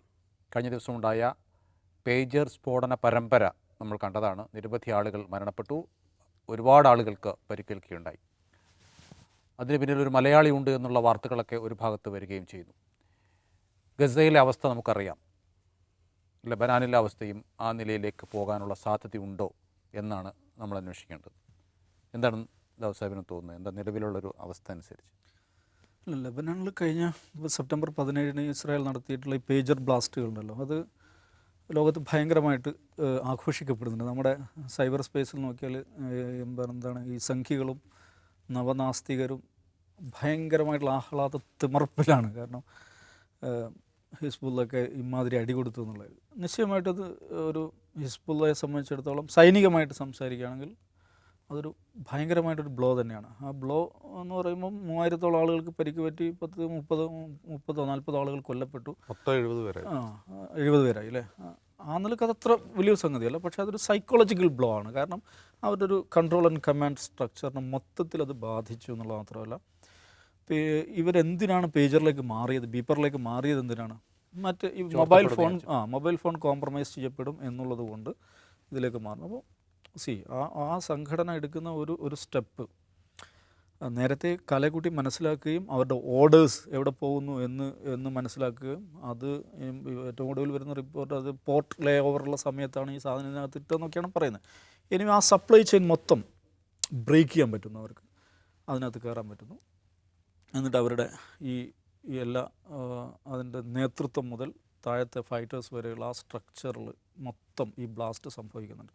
റിമോട്ടായിട്ട് കൺട്രോൾ ചെയ്യാൻ പറ്റും. ആ നിലക്ക് ഭയങ്കരമായുള്ളൊരു military success, intelligence smart move എന്ന് പറയാവുന്ന ഒരു സംഗതിയാണ്. അതുകൊണ്ട് ഹിസ്ബുള്ളയ്ക്ക് എന്ത് സംഭവിക്കും എന്ന് ചോദിച്ചു കഴിഞ്ഞിട്ടുണ്ടെങ്കിൽ, ഇപ്പോൾ അതിനുശേഷം ബെയ്റൂത്തിലേക്ക് ഇവർ ഏരിയൽ അറ്റാക്സ് നടത്തുന്നു. ഇന്നിപ്പോൾ അവരുടെ ഏറ്റവും സീനിയർ കമാൻഡറായിട്ടുള്ള ഇബ്രാഹിം അഖീൽ കൊല്ലപ്പെടുന്നുണ്ട്. ഇബ്രാഹിം അഖീലിനെ കുറിച്ച് മനസ്സിലാക്കേണ്ടത് ഹിസ്ബുള്ളയുടെ ഏറ്റവും അവരുടെ എലീറ്റ് ഫോഴ്സാണ് റദ്വാൻ ഫോഴ്സ് എന്ന് പറയുന്നത്. ഈ റദ്വാൻ ഫോഴ്സ് ലീഡ് ചെയ്യുന്ന ആളാണ്. പിന്നെ അവരുടെ ഓവർസീസ് ഓപ്പറേഷൻസ് നടത്തുന്ന ഈ ഇസ്രായേലിനെതിരെയുള്ള ആക്രമണത്തിൻ്റെ ചുമതലയൊക്കെയുള്ള അവരുടെ പ്രത്യേക വിഭാഗമാണ് ഈ പിന്നെ എന്താണ് നമ്മൾ എലീറ്റ് ബ്രിഗേഡ് എന്ന് പറയാവുന്നതാണ് റദ്വാൻ ഫോഴ്സ്. അതിൻ്റെ ചുമതലയുള്ള ആളെ അദ്ദേഹം എന്താണ് ഈ പുതിയ ഡെവലപ്മെൻറ്റ്സിനെ എങ്ങനെ മീറ്റ് ചെയ്യണം എന്നതിനെക്കുറിച്ച് ഒരു ആലോചനാ യോഗം നടത്തിക്കൊണ്ടിരിക്കെ അദ്ദേഹം താമസിക്കുന്ന ഫ്ലാറ്റ് സമുച്ചയത്തിലേക്ക് ബോംബിട്ടിട്ട് 62 ആളുകൾ കൊല്ലപ്പെടുന്നുണ്ട്. ഈ ഇദ്ദേഹത്തെ കൊന്നു. അത് എഗൻ ഹിസ്ബുള്ളയെ സംബന്ധിച്ചിടത്തോളം വലിയൊരു ബ്ലോ തന്നെയാണ്. പക്ഷെ നമ്മൾ കാണേണ്ട ഒരു കാര്യം ഇതിവരിങ്ങനെ ആഘോഷിക്കുന്നുണ്ടല്ലോ, ഈ റൈറ്റ് വിങ്ങേഴ്സ് ആഘോഷിക്കുന്നത് ഈ കൊലപാതകങ്ങളുടെയൊക്കെ ഇത് വെച്ചിട്ടാണ്. പക്ഷേ ലെബനനിൽ ഇസ്രായേൽ നേരത്തെ നടത്തിയ കാര്യങ്ങൾ നമ്മൾ ആ ഒരു ചരിത്രം പരിശോധിച്ച് കഴിഞ്ഞാൽ ഇത് വെറും പൊടി മാത്രമാണ് നമ്മൾ മനസ്സിലാക്കണം. 82-ൽ ലെബനനിലേക്ക് ഇസ്രായേൽ കടന്നു കയറുന്നുണ്ട്. അതിൻ്റെ ലക്ഷ്യമായിട്ട് അവർ പറഞ്ഞു അന്ന് PLOയുടെ ആസ്ഥാനം ബെയ്റൂത്തിലാണ്, ലെബനൻ തലസ്ഥാനം ബെയ്റൂത്തിലാണ് ഉണ്ടായിരുന്നത്. അവിടുന്ന് അവരെ റൂട്ട് ഔട്ട് ചെയ്യുക, അവിടുന്ന് PLOയെ അവിടുന്ന് ഓടിക്കുക എന്നുള്ളതായിരുന്നു അവരുടെ ലക്ഷ്യം. PLO അവിടുന്ന് ഓടേണ്ടി വന്നു. PLOയുടെ ഓഫീസ് പിന്നെ വരുന്നത് വെച്ചാൽ ടൂണിസിലാണ്. ടുണീഷ്യയുടെ തലസ്ഥാനം, ആയിരക്കണക്കിന് കിലോമീറ്ററിലപ്പുറം ആഫ്രിക്കൻ രാജ്യമാണ് ടുണീഷ്യ. എഗൻ ആ ടുണീഷ്യയിലെ ഓഫീസും ഇസ്രായേൽ ആക്രമിക്കുന്നുണ്ട്. അതേക്കുറിച്ച് പറയാൻ ടുണീഷ്യയിലെ ഓഫീസിൽ PLOയുടെ പുതിയ ഓഫീസിൽ മേടിച്ച ഫേണിച്ചർ, ആ ഫേണിച്ചർ ബ്രീച്ച് ചെയ്യാൻ, കോംപ്രമൈസ് ചെയ്യാൻ ഇസ്രായേലിന് പറ്റിയെന്നുള്ളതാണ്. ആ ഫേണിച്ചറിന് കൃത്യമായിട്ട് അതിനെക്കുറിച്ച് പലരും രേഖപ്പെടുത്തിയിരിക്കുന്നത് അവിടെ ഉപയോഗിക്കുന്ന മേശയുടെ ഡ്രോയറിൽ ഇവർ ചില ഡിവൈസ്, ഇവർക്ക് സിഗ്നലുകളും ഇവിടെ നടക്കുന്ന ചർച്ചകളൊക്കെ ലഭിക്കാൻ അവരെ സഹായിക്കുന്ന ചില ഡിവൈസ് ഫിറ്റ് ചെയ്തു എന്നൊക്കെയാണ് പറയുന്നത്.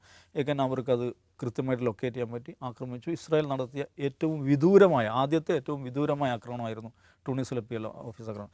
എനിവേ 82-ൽ ഇവർ ലെബനനിൽ കയറിയിട്ട് PLO റൂട്ട് ഔട്ട് ചെയ്യുന്നു.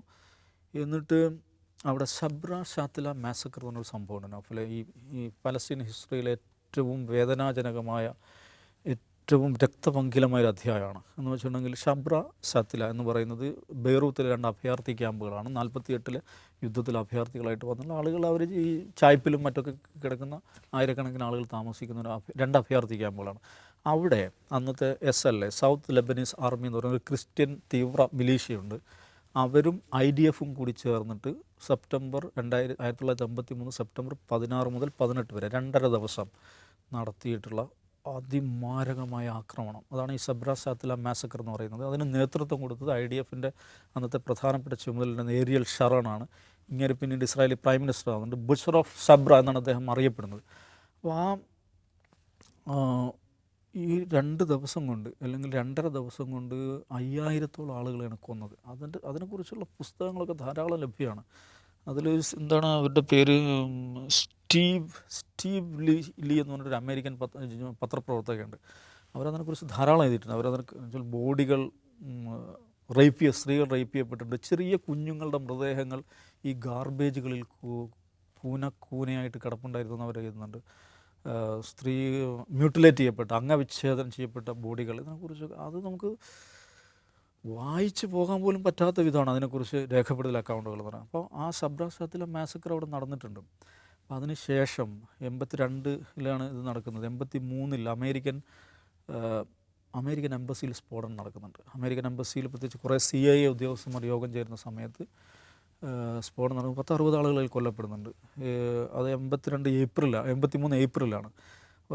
സങ്കടകരമായ കാര്യം എന്ന് വെച്ചാൽ, അല്ലെങ്കിൽ നമ്മൾ യുദ്ധത്തെക്കുറിച്ച് സംസാരിക്കുമ്പോൾ മനസ്സിലാക്കേണ്ട കാര്യമാണ്, ഈ ബെയ്റൂത്ത് എംബസി സ്ഫോടനത്തിൽ ഞാൻ നേരത്തെ ഈ പറഞ്ഞ ഈ സ്റ്റീവ് ലീ എന്ന് പറയുന്ന ഈ പത്രപ്രവർത്തകൻ കൊല്ലപ്പെടുന്നുണ്ട്. അവർ അമേരിക്കക്കാരിയാണ് ബേസിക്കലി.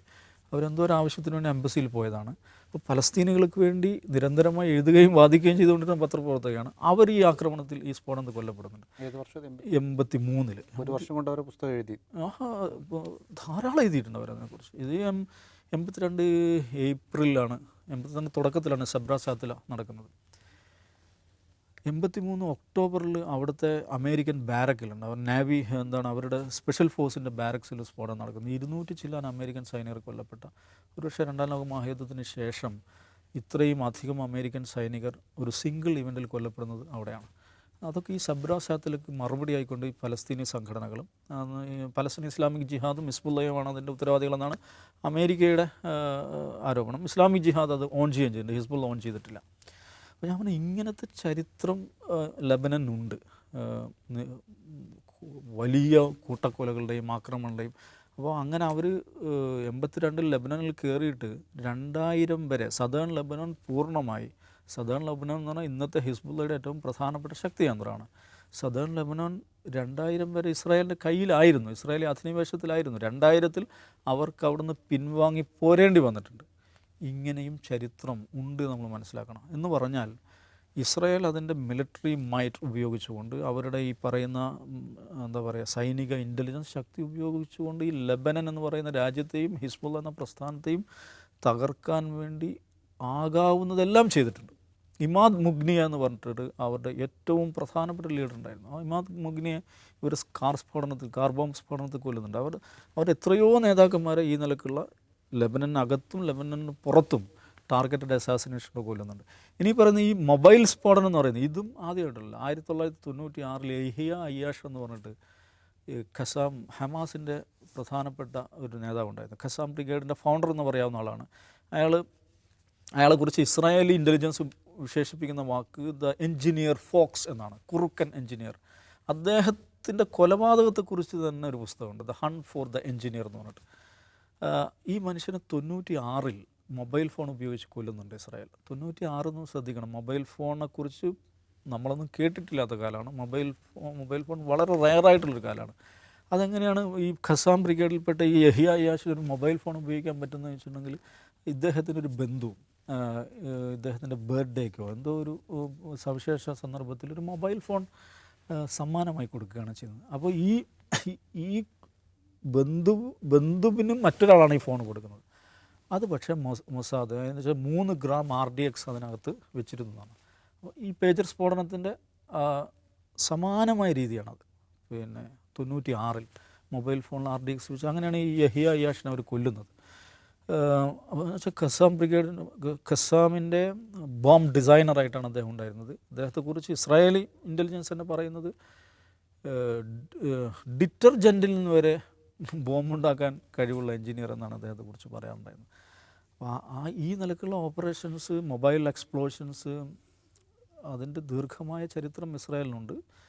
ലെബനൻ ഇതേക്കാൾ മാരകവും ഭീകരവുമായുള്ള ആക്രമണം ഇസ്രായേൽ നടത്തിയിട്ടുണ്ട്. അതുകൊണ്ട് ഈ പറയുന്ന ഇതോടുകൂടി ഹിസ്ബുള്ള തീർന്നുമല്ല, റെസിസ്റ്റൻസ് തീർന്നു എന്ന് വിചാരിക്കുന്നതിലൊരു അർത്ഥമില്ല. ഈ പറയുന്ന 47 മുതൽ ഇസ്രായേൽ രൂപീകരിക്കപ്പെട്ട അന്ന് മുതൽ ഈ നിലക്കുള്ള കൂട്ടക്കൊലകളും വലിയ വലിയ ആക്രമണങ്ങളും അധിനിവേശവും അതിനെതിരായിട്ടുള്ള അസാധാരണവും വിചിത്രവുമായിട്ടുള്ള നമ്മളിതുവരെ കേട്ടിട്ടില്ലാത്ത തരത്തിലുള്ള ആക്രമണങ്ങൾ ഒരു ഭാഗത്ത്, നമ്മളിതുവരെ കേട്ടിട്ടില്ലാത്ത തരത്തിലുള്ള ചെറുത്തുനിൽപ്പ് മറുഭാഗത്ത്. ഇതാണ് ഈ പലസ്തീൻ ഇസ്രായേൽ സംഘർഷം എന്ന് പറയുന്നത്. അതിലൊരു പ്രധാനപ്പെട്ട ഒരു ദിവസമാണ് സെപ്റ്റംബർ 17. അതിലൊരു സംശയമില്ല. കാരണം ഇസ്രായേലിനെ സംബന്ധിച്ചിടത്തോളം അവരുടെ ഒരു സർവിലൻസ് വാർഫെയർ, അല്ലെങ്കിൽ ഇൻ്റലിജൻസ് വാർഫെയറിൽ, ടെക്നോളജിക്കൽ വാർഫെയറിലുള്ള അവരുടെ കഴിവ്, അവരുടെ സ്മാർട്ട്നെസ്, അത് രേഖപ്പെടുത്താൻ അവർക്ക് സാധിച്ചിട്ടുണ്ട്. എന്ന് വെച്ച് ഫലസ്തീൻ വിമോചന സമരത്തിന് അതെന്തെങ്കിലും വലിയ ആഘാതം ഉണ്ടാക്കും എന്നെനിക്ക് തോന്നുന്നില്ല. ഇപ്പോൾ ഇസ്രായേൽ പറഞ്ഞ പോലുള്ള എല്ലാ ലേറ്റസ്റ്റ് ടെക്നോളജി ഉപയോഗിച്ച് അവരുടെ യുദ്ധസന്നാഹങ്ങൾ മുഴുവൻ പരീക്ഷിക്കുകയാണ് ഈ വേളയിൽ. പക്ഷേ അതോടൊപ്പം തന്നെ ചരിത്രവും ഇതാണ്. പക്ഷേ ഇനി എങ്ങനെ മുന്നോട്ട് കൊണ്ടുപോകാൻ കഴിയും ഹിസ്ബുള്ളക്ക് അവരുടെ ചെറുത്തുനിൽപ്പ്? അല്ലേ, നമ്മൾ ഈ ടെക്നോളജിക്കൽ അഡ്വാൻസ്മെൻറ്റും മൊസാദ് മുദ്രാവാക്യങ്ങളും ഒക്കെ മാറ്റി നിർത്തി കഴിഞ്ഞാൽ, ഇപ്പോൾ കഴിഞ്ഞ ദിവസം നടന്ന ഈ വോക്കി ടോക്കി പേജർ ആക്രമണങ്ങളുണ്ടല്ലോ, ഇസ്രായേൽ ഏറ്റെടുത്തിട്ടില്ല. ഇപ്പോൾ ഇസ്മായിൽ ഹനിയെ കൊന്നും അവർ ഏറ്റെടുത്തിട്ടൊന്നുമില്ല. ഇത്തരം ആക്രമണങ്ങൾ നമ്മളതിന് യുദ്ധത്തിൻ്റെ പരിധിയിലോ അല്ലെങ്കിൽ യുദ്ധ നിയമങ്ങളുടെ പരിധിയിലോ പെടുത്താൻ കഴിയില്ല. That is terrorism. അതിനിപ്പോൾ എത്ര സ്മാർട്ടായിട്ട് അവർ ചെയ്താലും അത് നടന്നത് ടെററിസമാണ്. അപ്പോൾ ഈ പേജർ വന്നത് എങ്ങനെ എന്ന അന്വേഷണം ഇപ്പോൾ നടക്കുന്നുണ്ട്. അപ്പോൾ ഈ പേജർ വരാൻ 2022-ൽ ഹസൻ നസ്രുള്ള ഒരു ടെലിവൈസ്ഡ് പ്രസംഗത്തിൽ പറയുന്നുണ്ട്, മൊബൈൽ ഫോൺ എന്ന് പറയുന്നത് ഒരു ഏജൻറ്റാണ്, ഡെത്ത് ഏജൻറ്റാണ്, നിങ്ങളത് ഒഴിവാക്കണമെന്ന് 2022-ൽ പ്രസംഗിക്കുന്നുണ്ട്. അപ്പോൾ ആ പ്രസംഗം എന്താണ്? അതൊരു മെസ്സേജാണ് മൊസാദിന്. ഇനി മൊബൈൽ ഉപയോഗിക്കില്ല എന്ന് അസ്യൂം ചെയ്യാം. അപ്പോൾ ഇനി ഇവരെങ്ങനെ കമ്മ്യൂണിക്കേറ്റ് ചെയ്യുന്ന അവർ അന്വേഷിക്കുമ്പോൾ അവർ പേജറിലേക്ക് നീങ്ങാൻ സാധ്യതയുണ്ടെന്ന് കരുതുകയും, പേജർ എന്ന് പറയുന്നത് ഇന്നത്തെ കാലത്ത് 2022-ൽ അദ്ദേഹം പ്രസംഗിക്കുമ്പോൾ പേജർ ഒരു ഔട്ട്ഡേറ്റഡ് ടെക്നോളജിയാണ്. വളരെ കുറഞ്ഞ ഇൻഡസ്ട്രികളിൽ മാത്രമേ അത് ഉപയോഗിക്കുന്നുള്ളൂ. ഹെൽത്ത് വർക്കേഴ്സ് ഉപയോഗിക്കുന്നു, അതുപോലെ ഈ ദുരിതാശ്വാസ പ്രവർത്തകർ, മൊബൈൽ നെറ്റ്വർക്കൊന്നും ഇല്ലാത്ത സ്ഥലങ്ങളിൽ ദുരിതാശ്വാസ പ്രവർത്തനം നടത്തുന്നവരൊക്കെയാണ് അത് ഉപയോഗിക്കുക. അപ്പോൾ അത് ഉപയോഗിക്കാൻ സാധ്യതയുള്ള അതുണ്ടാക്കുന്ന കമ്പനികളെ കണ്ടെത്തുക. അത് ഉണ്ടാക്കുന്ന കമ്പനി തായ്വാനിലൊരു കമ്പനി ഉണ്ടായിരുന്നു, എന്താണ് ഗോൾഡ് അപ്പോളോ. അപ്പോൾ ആ കമ്പനി കണ്ടെത്തുക, ആ കമ്പനിയിൽ നിന്ന് അവരുടെ ലൈസൻസ് ഹംഗറിയിലുള്ള ഒരു കമ്പനി BAC എന്ന് പറയുന്ന കമ്പനി വാങ്ങുന്നു. ഹംഗറിയിൽ നിന്ന് അവർ ഈ മോഡൽ ഉണ്ടാക്കാൻ വേണ്ടി അവരത് വാങ്ങുന്നു, അവർ തന്നെ അത് ഷിപ്പ് ചെയ്യുന്നു. അപ്പോൾ ഇതിൽ ഇപ്പോൾ പുറത്തു വന്ന മാധ്യമങ്ങളിലൂടെ പുറത്തു വരുന്ന വാർത്തകളാണ്. അത് അന്വേഷണ ഏജൻസികൾ അതിനെക്കുറിച്ച് ഒന്നും പറഞ്ഞിട്ടില്ല. ഇപ്പോൾ BAC എന്ന് പറഞ്ഞ കമ്പനിയുടെ ഓണർ ആരാണ്? അതൊരു ക്രിസ്ത്യാന എന്ന് പറയുന്ന ഒരു സ്ത്രീയാണ്. 49 വയസ്സുള്ള ഒരു ഇറ്റലിയിൽ ജനിച്ച ലണ്ടനിൽ പഠിച്ച ഒരു സ്ത്രീയാണ്. അവരുടെ പ്രൊഫൈൽ ലിങ്ക്ഡിനിലുണ്ടായിരുന്നു. ആ ലിങ്ക്ഡിൻ പ്രൊഫൈൽ ഇപ്പോൾ അവർ റിമൂവ് ചെയ്തിട്ടുണ്ട്. ലിങ്ക്ഡിനിൽ അവർ പറയുന്നത് അവർക്ക് PhD ഉണ്ട്, PhD ഇൻ പാർട്ടിക്കിൾ ഫിസിക്സ്. അപ്പോൾ സയൻറ്റിസ്റ്റ് ആണോ? അല്ല. അവർ പാർട്ടിക്കിൾ ഫിസിക്സിൽ PhD ചെയ്തിട്ടുണ്ട്, സയൻറ്റിസ്റ്റ് അല്ല. അവരുടെ പ്രൊഫൈൽ പറയുന്നത് അവർ NGOകളുമായി ബന്ധപ്പെട്ട വർക്കാണ്, പൊളിറ്റിക്കൽ അനലിസ്റ്റാണ്, പിന്നെന്താണ് സ്ട്രാറ്റജിക് അനലിസ്റ്റാണ്. അങ്ങനെ എന്തൊക്കെയോ ഒരുപാട് ചില ആളുകൾ കൊടുക്കുമല്ലോ പ്രൊഫൈലിൽ അവരുടെ കുറേ കാര്യങ്ങൾ കൊടുക്കുന്ന പോലെ ഇതുപോലെ കുറേ കൊടുത്തിട്ടുണ്ടായിരുന്നു. അപ്പോൾ ഇവരെപ്പറ്റി അറിയാവുന്ന ആൾക്കാർ പറഞ്ഞു ഇവർ വളരെ ബ്രില്യൻ്റായ സ്റ്റുഡൻ്റ് ആയിരുന്നു, പക്ഷെ ഒന്നിലും സ്ഥിരതയില്ലാത്ത ഒരാളാണ്. കുറേ നാൾ PhD ചെയ്തു, അത് സയൻറ്റിഫിക് കരിയർ പ്രൊസ്യൂ ചെയ്തില്ല, പിന്നെ NGOകളുമായിട്ട് ബന്ധപ്പെട്ട് പ്രവർത്തിച്ചു. ഇതിൽ ഇവരെ സംശയിക്കാൻ, ഇവരൊരു മൊസാദ് ഏജൻ്റ് ആയിരുന്നു, മൊസാദിൻ്റെ സ്പൈ വർക്കറായിരുന്നു എന്ന് സംശയിക്കാൻ കാരണം ഇവർ ഈ NGO വർക്കിൻ്റെ ഭാഗമായിട്ട് ലിബിയയിലും അതുപോലെ ഇറാഖിലുമൊക്കെ പ്രവർത്തിച്ചിട്ടുണ്ട്. അപ്പോൾ അവർക്ക് മിഡിൽ ഈസ്റ്റുമായിട്ട് നല്ല ബന്ധമുണ്ട് എന്നുള്ളതുകൊണ്ട് ഇവരൊരു മൊസാദ് ഏജൻ്റാണെന്ന് മാധ്യമങ്ങൾ സംശയിക്കുന്നുണ്ട്. അപ്പോൾ ഇതിൽ മറ്റൊരു കഥാപാത്രം കൂടി ഉണ്ടല്ലോ, ഒരു മലയാളി, എന്താണ്, റിൻസൺ ജോസ്. അപ്പോൾ റിൻസൺ ജോസ് ലണ്ടനിൽ തന്നെയുള്ള ആളായിരുന്നു, ഇപ്പോൾ നോർവേ പൗരനാണ്, സാധാരണ ഒരു ജീവിതം നയിക്കുന്ന ഒരു പ്രവാസി മലയാളി എന്നാണ് അദ്ദേഹത്തെ പറ്റിയുള്ള ഇമേജ്. ഇപ്പോൾ വയനാട്ടിൽ അദ്ദേഹത്തിൻ്റെ നാട്ടിൽ മാധ്യമങ്ങൾ പോകുമ്പോഴും എന്താണ് പള്ളി സെമിനാരിൽ പഠിച്ച, പിന്നീട് അത് ഡ്രോപ്പ് ഔട്ട് ചെയ്ത് UK പോയി, UK നിന്ന് നോർവേ ചെന്നിട്ട് നോർവേയിൽ നല്ലൊരു കമ്പനിയിൽ ഒരു മീഡിയ എസ്റ്റാബ്ലിഷ്മെൻറ്റിൽ അദ്ദേഹം ജോലി ചെയ്യുകയാണ്. അപ്പോൾ നാട്ടുകാർക്കൊക്കെ അറിയാവുന്നവർക്ക് പ്രിയപ്പെട്ട ഒരു മനുഷ്യനാണ്. ഈ മനുഷ്യൻ്റെ പേരിൽ ബൾഗേറിയയിൽ ഒരു ഷെൽ കമ്പനി ഉണ്ടാകുന്നു. അതായത് സാധാരണ ലൈഫ് ജീവിക്കുന്ന ഒരു മനുഷ്യൻ്റെ പേരിൽ ബൾഗേറിയയിൽ ഒരു ഷെൽ കമ്പനി ഉണ്ടാകുന്നു. അവരുടെ ഷെൽ കമ്പനിയിൽ നിന്ന് ഈ പർച്ചേസിന് ആവശ്യമായ പണം ഈ ബൾഗേറിയയിലെ കമ്പനിയിൽ നിന്ന് ഈ BACക്ക് കൈമാറുന്നു എന്നാണ് ഇപ്പോൾ ഇതുവരെ പുറത്തു വന്ന വിവരം. ഈ റിൻസൺ എവിടെയാണെന്ന് ഇപ്പോൾ ആർക്കും അറിയില്ല, നോർവേയിലില്ല, അദ്ദേഹം US ബന്ധുക്കൾ പറയുന്നത്. കഴിഞ്ഞ 4 ദിവസമായിട്ട് ആരുമായൊരു കോൺടാക്റ്റ് ഇല്ല. ഞാൻ മുമ്പ് പറഞ്ഞ ക്രിസ്ത്യാന എന്ന് പറയുന്ന സ്ത്രീ, അവരുടെ അമ്മ ആ നാട്ടിൽ ജീവിച്ചിരിപ്പുണ്ട്, ഹംഗറിയിലുണ്ട്. അപ്പോൾ ഹംഗറിയിൽ ചെല്ലുമ്പോൾ ഇവിടുത്തെ സീക്രട്ട് ഏജൻസി അവരെ എങ്ങോട്ടോ മാറ്റിയിരിക്കുന്നു എന്നാണ് റോയിറ്റേഴ്സിനോട് അവർ പറയുന്നത്. ഹംഗറി എന്ന രാജ്യത്തെപ്പറ്റി നമുക്കറിയാം, വിക്ടർ ഓർബൻ എന്ന അവിടുത്തെ പ്രധാനമന്ത്രി ഒരു അര പുട്ടിനും അര മോദിയും അര നെതന്യാഹുവാണ്, അതായത് റൈറ്റ് വിങ്ങറാണ്. ഹംഗറി എന്ന് പറയുന്നത് യൂറോപ്പിലെ ഇസ്രായേലിൻ്റെ ഏറ്റവും അടുത്ത അലയാണ് ഹംഗറി. അപ്പോൾ ഈ ആരോപണ വിധേയയായ സ്ത്രീ എന്തിനാണ് സീക്രട്ട് ഏജൻസികൾ മാറ്റുന്നത്? അത് അവരുടെ ജീവൻ അപകടത്തിലാവാതിരിക്കാൻ വേണ്ടിയാണ്, ആരെങ്കിലും തിരിച്ചടിയാവാതിരിക്കാൻ വേണ്ടിയാണ്. അപ്പോൾ ഇതൊരു വിശാലമായ സ്പൈ നെറ്റ്വർക്കിൻ്റെ ഭാഗമായിട്ട് നടന്ന കാര്യമാണ്. പക്ഷെ അതിൽ ഈ മലയാളിയായ ചെറുപ്പക്കാരനെ എങ്ങനെ പെട്ടുപോയി? അവൻ്റെ തന്നെ കമ്പനിയാണോ? അതല്ല വേറെ എന്തെങ്കിലും രീതിയിൽ മാൽ പ്രാക്ടീസിലൂടെ അദ്ദേഹത്തിൻ്റെ പേരിൽ വല്ല കമ്പനി ഉണ്ടാക്കിയതാണോ? ആ പൈസ ട്രാൻസ്ഫർ ചെയ്യാൻ നമുക്കറിയില്ല. അത് അയാൾ തന്നെ പറയണം. അയാളിപ്പോൾ US പറയുന്നത്. അപ്പോൾ ഇത് എന്താണ്, ഒരു മൊസാദിൻ്റെ ഒരു വലിയ വിജയമാണെന്ന് പറഞ്ഞാൽ, മൊസാദ് ഇസ്രായേൽ ഏറ്റവും കൂടുതൽ ഇൻവെസ്റ്റ് ചെയ്യുന്നത് മിലിറ്ററി വിഭാഗം എന്ന് പറയുന്നത് അവരുടെ സ്പൈ വർക്കിനാണ്, മൊസാദിനാണ്. അതിനവരിൽ പണമുണ്ട്. അപ്പോൾ ആ പണം എവിടെ നിന്ന് കിട്ടുന്നത്? പണം ഞാൻ ഇന്നലെ പറഞ്ഞല്ലോ അമേരിക്കയിൽ നിന്ന് വരുന്ന. ഒരു വർഷം $3.8 ബില്യൺ എല്ലാ വർഷവും അമേരിക്ക ഇസ്രായേലിന് കൊടുത്തുകൊണ്ടിരിക്കുന്നത്. മറ്റ് സഹായങ്ങൾ കൂടാതെയാണ്. ഇത് അമേരിക്കയുടെ ഒരു പാക്കേജാണ്, 10 വർഷത്തേക്കുള്ള 2028 വരെ ഒരു പാക്കേജുണ്ട്. അതിൽ ഓരോ വർഷം $3.8 ബില്യൺ കൊടുക്കുകയാണ്. അപ്പോൾ ഇവർ ചിലവാക്കുന്ന ഡിഫൻസ് ബഡ്ജറ്റിൽ നിന്ന് അവർ മൊത്തം ചിലവാക്കുന്ന ഒരു വാർഷിക ബഡ്ജറ്റിൻ്റെ 10% അമേരിക്ക ഫ്രീ ആയിട്ട് കൊടുക്കുക. ആ 10% എടുത്ത് ഇൻവെസ്റ്റ് ചെയ്താൽ തന്നെ ഇവർക്ക് ഇനി മിലിറ്ററി ടെക്നോളജിയിലോ അല്ലെങ്കിൽ മിലിറ്ററി ഇൻ്റലിജൻസിലോ സ്പൈ വർക്കിലൊക്കെ എത്ര വേണം മുന്നോട്ട് പോകാൻ കഴിയും. വേറൊരു രാജ്യത്തിനും കിട്ടാത്ത ഒരു അഡ്വാൻസ്മെൻ്റ് ആണത്, ഒരു പ്രിവിലേജാണ്. വേറെ ഏതെങ്കിലും രാജ്യത്തിന് അങ്ങനെ കിട്ടുമോ? നിങ്ങൾ എന്നാ പിടിച്ചോ 3.8 ബില്യൺ എന്ന് പറഞ്ഞാൽ അമേരിക്ക വേറെ ഏതെങ്കിലും രാജ്യത്തിന് പൈസ കൊടുക്കുന്നുണ്ടോ? ഇല്ല. അമേരിക്ക വേറെ പല രീതിയിലും പൈസ കൊടുക്കുന്നുണ്ട്, പക്ഷേ ഇതിനു വേണ്ടി മാത്രമായിട്ട്, സൈനിക സഹായത്തിന് വേണ്ടി മാത്രമായിട്ട് 3.8 ബില്യൺ കൊടുക്കുകയാണ്. അപ്പോൾ പിന്നെ അവർക്ക് അങ്ങനെ ഒരു അഡ്വാൻസ്മെൻറ്റ് ഉണ്ടാവും. വേറെ ലോകത്തൊരു രാജ്യത്തിനും ഇല്ലാത്ത പ്രിവിലേജാണ്. അപ്പോൾ ഇതിനെ എന്താണ്, മാസാണ് മൊസാദ് എന്ന് പറയുന്നതിൽ കാര്യമൊന്നുമില്ല. മറ്റ് രാജ്യങ്ങൾക്കില്ലാത്ത ചില സവിശേഷമായ പ്രിവിലേജസ് ഇസ്രായേലിനുണ്ട്. അത് അമേരിക്ക കൊടുക്കുന്ന കാശാണ്, അമേരിക്ക കൊടുക്കുന്ന പിന്തുണയാണ്. അപ്പോൾ അവർക്ക് അതിൽ അഡ്വാൻസ്മെൻറ്റ് ഉണ്ടാവും. മൊസാദ് എന്തോ വലിയ സംഭവം കാണിച്ചു എന്ന് പറയുന്നത് എനിക്കങ്ങനെ വലിയ തോന്നുന്നില്ല. അല്ലാതെ അവരെ ഏറ്റെടുക്കണം, അതൊരു യുദ്ധമായി അവർ കണ്ടുകൊണ്ട് ഏറ്റെടുക്കണം. അപ്പോൾ ഇതിവർ ചെയ്തുകൊണ്ടിരിക്കുന്നതിനാണ്. ഇതിപ്പോൾ ഈ ലെബനാനിൽ കയറി അടിക്കുന്നു, ലെബനാനിൽ ഇപ്പോൾ എയർ സ്ട്രൈക്ക് നടന്നു. ഈ പേജർ ആക്രമണം തന്നെ ഇപ്പോൾ ഒന്നും ചെയ്യേണ്ടല്ലോ, അവർക്ക് പിന്നീട് ചെയ്താൽ മതിയല്ലോ. എന്തിനാണ് ഈ സമയത്ത് ചെയ്യുന്നത്? ഈ യുദ്ധം എങ്ങനെയെങ്കിലും എക്സ്റ്റെൻഡ് ചെയ്തുകൊണ്ട് പോകണം, യുദ്ധം പരമാവധി നീട്ടിക്കൊണ്ടുപോകുക എന്നുള്ളതാണ് അവരുടെ ലക്ഷ്യം. ഇപ്പോൾ യുദ്ധം സീസ് ഫയറിന് വേണ്ടി ഒരു പുതിയ പേപ്പർ കൂടി അമേരിക്കയ്ക്ക് ഇസ്രായേൽ കൈമാറണമെന്ന് പറയുന്നു. പുതിയ ഉപാധികൾ എന്ന് വെച്ചാൽ മുഴുവൻ ഹോസ്റ്റേഴ്സിനെയും കൈമാറുക, വിട്ടയക്കുക. അതിന് പകരമായി യഹ്യ സിൻവാർ ഉൾപ്പെടെയുള്ള ഹമാസിൻ്റെ ടോപ്പ് ബ്രാസ് നേതാക്കളെ മുഴുവൻ സേഫ് പാസേജ് ഒരു 3-ാം രാജ്യത്തേക്ക് അയച്ചേക്കാം. അയക്കാൻ അനുവദിക്കാമെന്നാണ് അവരുടെ രീതി. അത് നടക്കാത്ത കാര്യമാണ്. അത് യഹിയ സിൻവർ ഗസയിൽ നിന്ന് പുറത്ത് വേറൊരു രാജ്യത്തേക്ക് പോയി താമസിക്കാൻ അനുവദിക്കാം, അതിൻ്റെ നേതാക്കൾക്കും പോകാമെന്ന് പറഞ്ഞിട്ട് അങ്ങനെ സീസ് ഫയർ ഇതുണ്ടാവുമോ? അതായത് സീസ് ഫയറേ ഇല്ല, നോ സീസ് ഫയർ. ഈ യുദ്ധം പരമാവധി നീട്ടിക്കൊണ്ടുപോവുക, ഹിസ്ബുള്ളയെ പരമാവധി അടുപ്പിക്കാൻ ശ്രമിക്കുക. ഇത്രയും നേരം അവർ കൺട്രോൾഡ് അറ്റാക്കാണ് നടത്തിക്കൊണ്ടിരിക്കുന്നത്. ചെറിയ ചെറിയ അറ്റാക്കുകൾ, എന്താണ് പറയുക, നോർത്തേൺ ഇസ്രായേലിൽ ചെറിയ ചെറിയ അറ്റാക്കുകൾ നടത്തുക. ഇനി എന്താണ്, ഒരു പൂർണ്ണ യുദ്ധത്തിലേക്ക് ഹിസ്ബുള്ളയെ കൊണ്ടുവരിക, ഇറാനെ കൊണ്ടുവരിക, അവർക്ക് ഈ യുദ്ധം നീട്ടിക്കൊണ്ടുപോകുക എന്നുള്ളത് മാത്രമാണ്. ബൈഡൻ പറഞ്ഞു കഴിഞ്ഞാൽ ഇലക്ഷൻ കഴിയാതെ ഇനി സീസ് ഫയറിനെ കുറിച്ച് ചിന്തിക്കാനേ കഴിയില്ല എന്ന് പറയുന്നു. അതുകൊണ്ട് നമ്മൾ 2024 2025 ഈ യുദ്ധം അവസാനിക്കുമെന്ന് തോന്നുന്നില്ല. യെസ്, ഇന്നത്തെ ഔട്ട് ഓഫ് ഫോക്കസ് ഇവിടെ പൂർത്തിയാകുന്നു. നാളെ വീണ്ടും കാണാം, തിങ്കളാഴ്ച വീണ്ടും കാണാം. നമസ്കാരം.